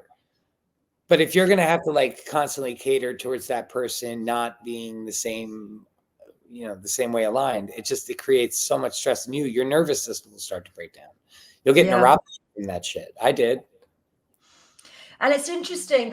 Apparently I was listening to a podcast yesterday and it was saying that the only thing that they mention in the Bible about relationships is only one time. It's about finding who your partner should be. And the only thing that they say in the Bible about finding the true partner is find someone that you go to war with. Fuck yeah. That's all it says. Fuck yeah. My chick's a ride or die, dude. She's looking for the reason. I would call her. I'd be like, baby, I need a whole dog. She'd be like, I had 3 done last week. I just had a feeling. Good. Yeah, that's the thing. You need someone, you don't want someone that's completely dependent on you. You need someone you can grow with, that you're not, that's on your level in a lot of different ways, that you have the same interests as, and that would protect you and you would protect them. Yeah. Yeah. And it shouldn't be like, and the women do the spiritual side and the men do the physical side. I'm sorry, there are different roles. There's different roles, dude. Like I'm good at, like, I'm also good at protecting the physical side, the spiritual side, but it's not, I don't have a portal inside of me. No, I'm not a fucking chick. It's just a different thing. I'm a man. My job is to kill things that try to kill things. So it's good. A man should be able to cradle a baby and cut a fucking face off in the same hour and not have emotional trauma from it. For real, for real. Yeah. We've got to the stage where there aren't that many men who are in their masculinity anymore. It's quite lost, especially with spiritual people. A lot of the males, the spiritual males, are very wet behind the ears. What the fuck, dude? Yeah, like a bunch of sandy vaginas. At that point, just chop it off. They don't even fucking masquerade as a dude. Just fucking piss in the third bathroom like the other trans. What are you guys doing? It's so annoying to see this love and light shit, dude. Like, what are you gonna fucking love and light these demons in politics to death? Or are you gonna fucking shoot them, motherfucker?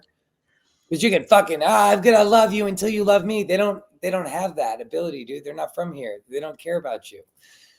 Like some men out there are gonna have to get their fucking hands dirty to lace up their fucking war boots and go shoot some of these fucks at some point. It won't be me. But if it ever comes to my doorstep, those fuckers are getting, I got my sprinklers loaded with gasoline right now. I'm just waiting. I love that shit. The men, the fuck. I'll set them all. That's hectic. I mean, I feel bad if there's squirrels around and shit, but it is what it is. Like, the men should be ready. If we stop doing our job as warriors. Men need to be warriors. Yeah, like you should be a warrior in a garden and not a gardener in a war. Yeah. Like you should tend your little fucking place and make it nice and safe for the woman that you love and the kids that you're going to raise, the fucking animals you have. Or just, like, I don't have any kids, but I want to serve the collective to the best of my ability while also maintaining my authenticity. It takes a lot of balls to get online, to put your face out there and to confront people on things they don't really want to hear. Nobody wants to hear, oh, that 9/11 was fucking perpetrated by the you-know-whos or whatever else. Nobody wants to hear that. They want to believe their little reality of, like, I live in a bubble and everything's good and the government's here to protect me. But the government is made up of bad people who want power over people. And I've traveled the world. I've seen this in every country I've gone to. There are no good governments.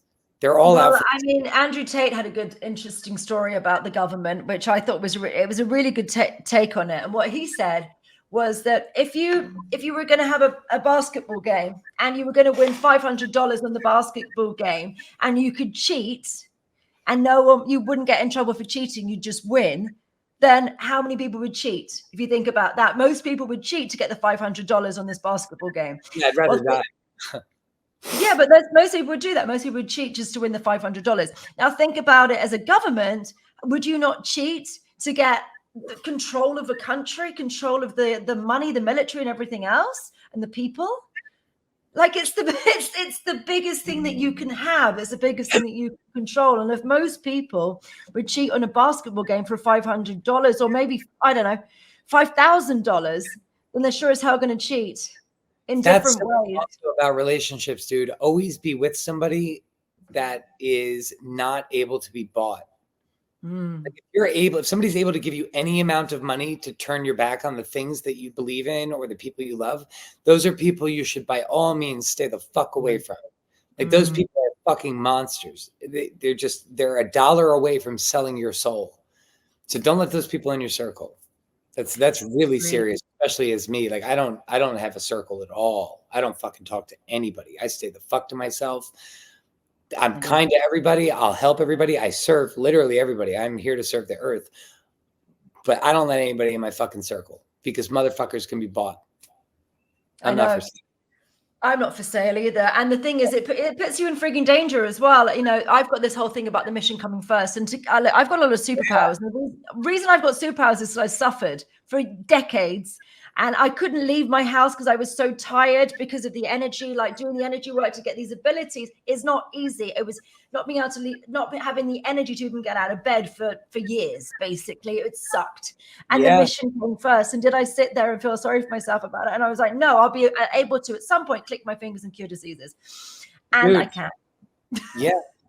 Yeah. And it's about the mission. It's not about my comfort. It's not about my peace. It's not about anything. It's about the fact that we've got abilities. I believe that we're gods and goddesses of amnesia. And 100%. I've spent the last 20 years awakening my abilities. And that is the most important thing. I cannot be bought. I'm not interested. I don't care about it. I don't care about money enough to be able to be bought in any way, ever. Yeah. No, I'm not going to compromise my morals, even for anything, even for my own life. What I believe in is what I believe in. If you believe in something, you should be ready to die for it at the drop of a dime, especially if you're a man out there. Like you should be like, okay, this is my belief. Fucking, I protect women, I protect kids, I protect the environment, I protect the nature. And if at some point something gets in front of you and tries to harm something that's standing behind you for protection, you kill that motherfucker. Yeah. And I wouldn't even lie to get myself out of trouble. Like it's easy enough to lie, but then it hurts me. I don't care. Like it would just erode my trust in myself, my faith in myself, and I'm not prepared to sell my soul. That's still selling your soul to get out of some bullshit thing. Don't behave like an asshole, then you don't need to lie. It's very easy. Dude, don't do things that you wouldn't. My dad told me something when I was younger. He said, don't do anything in writing that you wouldn't want a judge to see. So I took that and I ran my whole life with that. I don't do anything stupid online. I don't write fucking death threats and shit like that. Right? You're very open online. Yeah, I am, but I don't say anything that like every single thing I've done online, I could look a judge dead in the eyes and say, I did this because I believe in my heart that this is the right thing to do. I'm also an ordained minister, so I have a little bit of leeway with religious freedom as far as the Constitution protects me. So I don't actually have to adhere to a lot of laws because my religion is actually the earth. And because I'm registered as a church and ordained as a minister, there is a bit of leeway there that I can get away with some things that other people would be able to if it ever came to that. That being said, just in regards to not lying, I got pulled over in California and I had 200 pounds of weed in the back of the car. I was in a bright red Camaro convertible. I always like to rent those when I drive. It was either a Camaro or Mustang. I think it was a Camaro because it had a bigger trunk. Anyway, I had two big bales of kind bud. In the back of the trunk, and the top's down, and I'm smoking, and I'm flying 75 around a 45, going down the mountains from Ukiah up towards the Emerald Triangle where all the weed's grown. I get pulled over by a state trooper, and he comes up to the car, and I'm like, "What's up, brother? How you doing?" Let me guess, I was probably speeding. He said, "Yes, sir." And he said, "Sir, I'm gonna be honest, I'm a little surprised, but the roof's down on this car, and it stinks like marijuana." And I was like, "Isn't this the place to be doing it?" And he totally didn't search the car. He just let me go. He gave me a speeding ticket. He even wrote me a 55 and a 45, which is, I would have gotten the car taken, impounded, and they would have searched it and found the weed if he would have given me the real ticket for 75. So just honesty, very cool thing to do.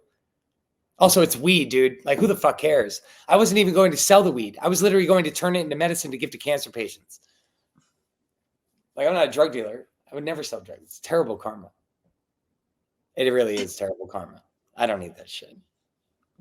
No, but you do sell hemp products. Tell us about some of the hemp products that you have. Dude, we have amazing reviews too. That's probably, I'm so proud of that product actually doing what it does. It's just a hemp-derived Rick Simpson oil.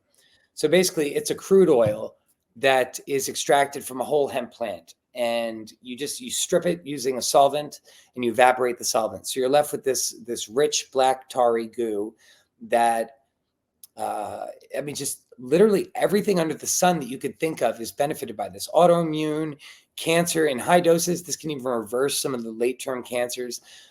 There's also a THC version that is accessible to people that are in legal states. And if you need a contact in a legal state, I'd be happy to connect with my people out there. We keep everything completely by the books. I'm not going to fuck around and find out the law on weed things. So don't ask me for weed because I don't have it or don't sell it. But I do have people in all the legal places that can get it to you if you're able to legally do that. But the hemp stuff, honestly, I don't like THC anymore. I smoke hemp. This is the same hemp that I make the product out of. It's just, hemp flowers, it's nothing special, but it is, it's full of cannabinoids. And when you were created, I'm assuming we were created by a creator because this is too fucking elaborate to be just a random occurrence. You have an The more endocannabinoid. work I do, the more I know that, because I can disrupt the matrix. Yeah, dude, and I can see it in everybody else. Every time I look into something's eyes, I'm like, that's fucking fuck you, because you're me. You fucking masquerading as something else. I fucking like you, or I don't like you. I don't even like me sometimes. Long story short, God gave you an endocannabinoid receptor system. So you have 520 sites in your brain that can pick up the 120 plus cannabinoids that exist. If you notice, weed and hemp grow all over the planet. They're everywhere, in every country, all the way except Antarctica. They're literally all over the earth. You have sites in your brain to receive that plant. Probably in Antarctica in the bits we can't get to. But anyway, go on. What happened? It's probably in Antarctica in the bits that we can't access, which are like something else. He's frozen. And literally flew inside the earth.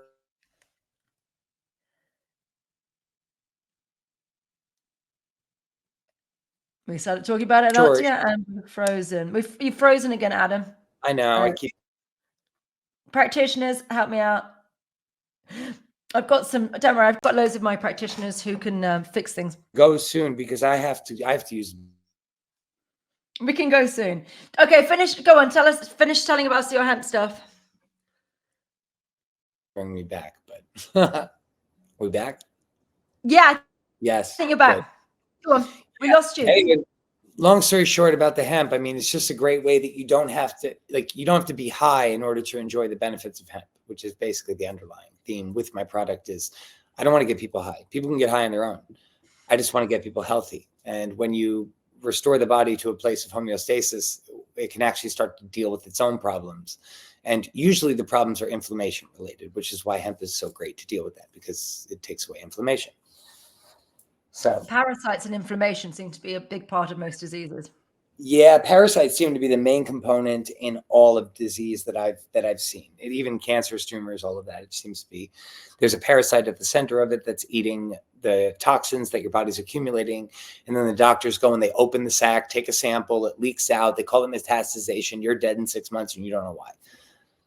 Instead of just saying, "Hey, dude, you could take a fucking full extract of cannabis and cure yourself," what they say is, "We're going to have to open that up," and then we're not going to say that word for that. We can't say that cannabis can cure anything. It may in some cases. We cannot guarantee that in any way. We cannot say that on the internet. It's dangerous and it affects insurance. So we're not saying that. We're reversing that bit. What? You have insurance? I have insurance for Instagram, for live feeds? No, it's my energy healing. I just have to be careful. But I didn't say it, but I have insurance for my energy healing. And the two things I'm not allowed to do is diagnose and say the word, the C word, C-U-R-E word. That is something that's never allowed to come out of my lips. We can say reverse. We can say might, get rid of. But the C word, C-U-R-E, is not something I'm allowed to ever use. And you shouldn't use it because you can get banned from Instagram. That might be why you have problems with Instagram. If you're using the C word, I never used that. Dangerous. I'm using it on a live feed because this is where I thought we could talk. I thought we were not that word. Sorry, he was asking me if done anything off limit. That was the thing which is off limit. The other stuff is fine. But we can't say we can't guarantee that anything will happen in this way, but it does in most cases. Yeah, I mean, if anybody moving right along. Yeah. So, anything else you want to cover before we finish today, Adam? No, I got to pee like a racehorse. So I'm going to check out soon. But if you guys want to find more of me, 50 Shades of Consciousness, 50 Shades of Consciousness podcast, and The Chemical Shaman is my business page. So I'm here. Antonia, I'll be posting your link to your website in a story post so that people can find you. And then when the video is edited, we'll post it on my stories and my reels so that people can see the full version, or we'll post a link to the Great. where it exists. Yeah. So, and people can find me. My Instagram is Antonia_Harmon, and I've got Divine Empowerment is the name of my company. It's my website, and it's also my YouTube. I've got loads of information on my YouTube if you're interested in all of that stuff, including the playlist about energetic cellular regeneration, which is pretty profound. What's happening with reverse aging and reversing different illnesses and diseases, lack of eases. All right. So any final words of wisdom before we close, my dear? Yeah. Fuck the system. Love your neighbor. Thank you for having me. It's been a pleasure, and we will be in touch. And thank you for everybody for tuning in. For those of you whose ears are not bleeding right now from my pirate talk, I love you. Well, Patricia said this is the best interview she's listened to in ages. So you're popular. I think you're great. I think you're fascinating and great. I mean, I am just a fucking weird. I am what I am. You know, I like it. Spiritual pirate. Something like that. Yeah. Yeah. Spiritual pirate with like plant indulging tendencies. Yeah. Thank you so much for joining me today, Adam. See you later, everybody. Ciao, ciao. Ow, ow.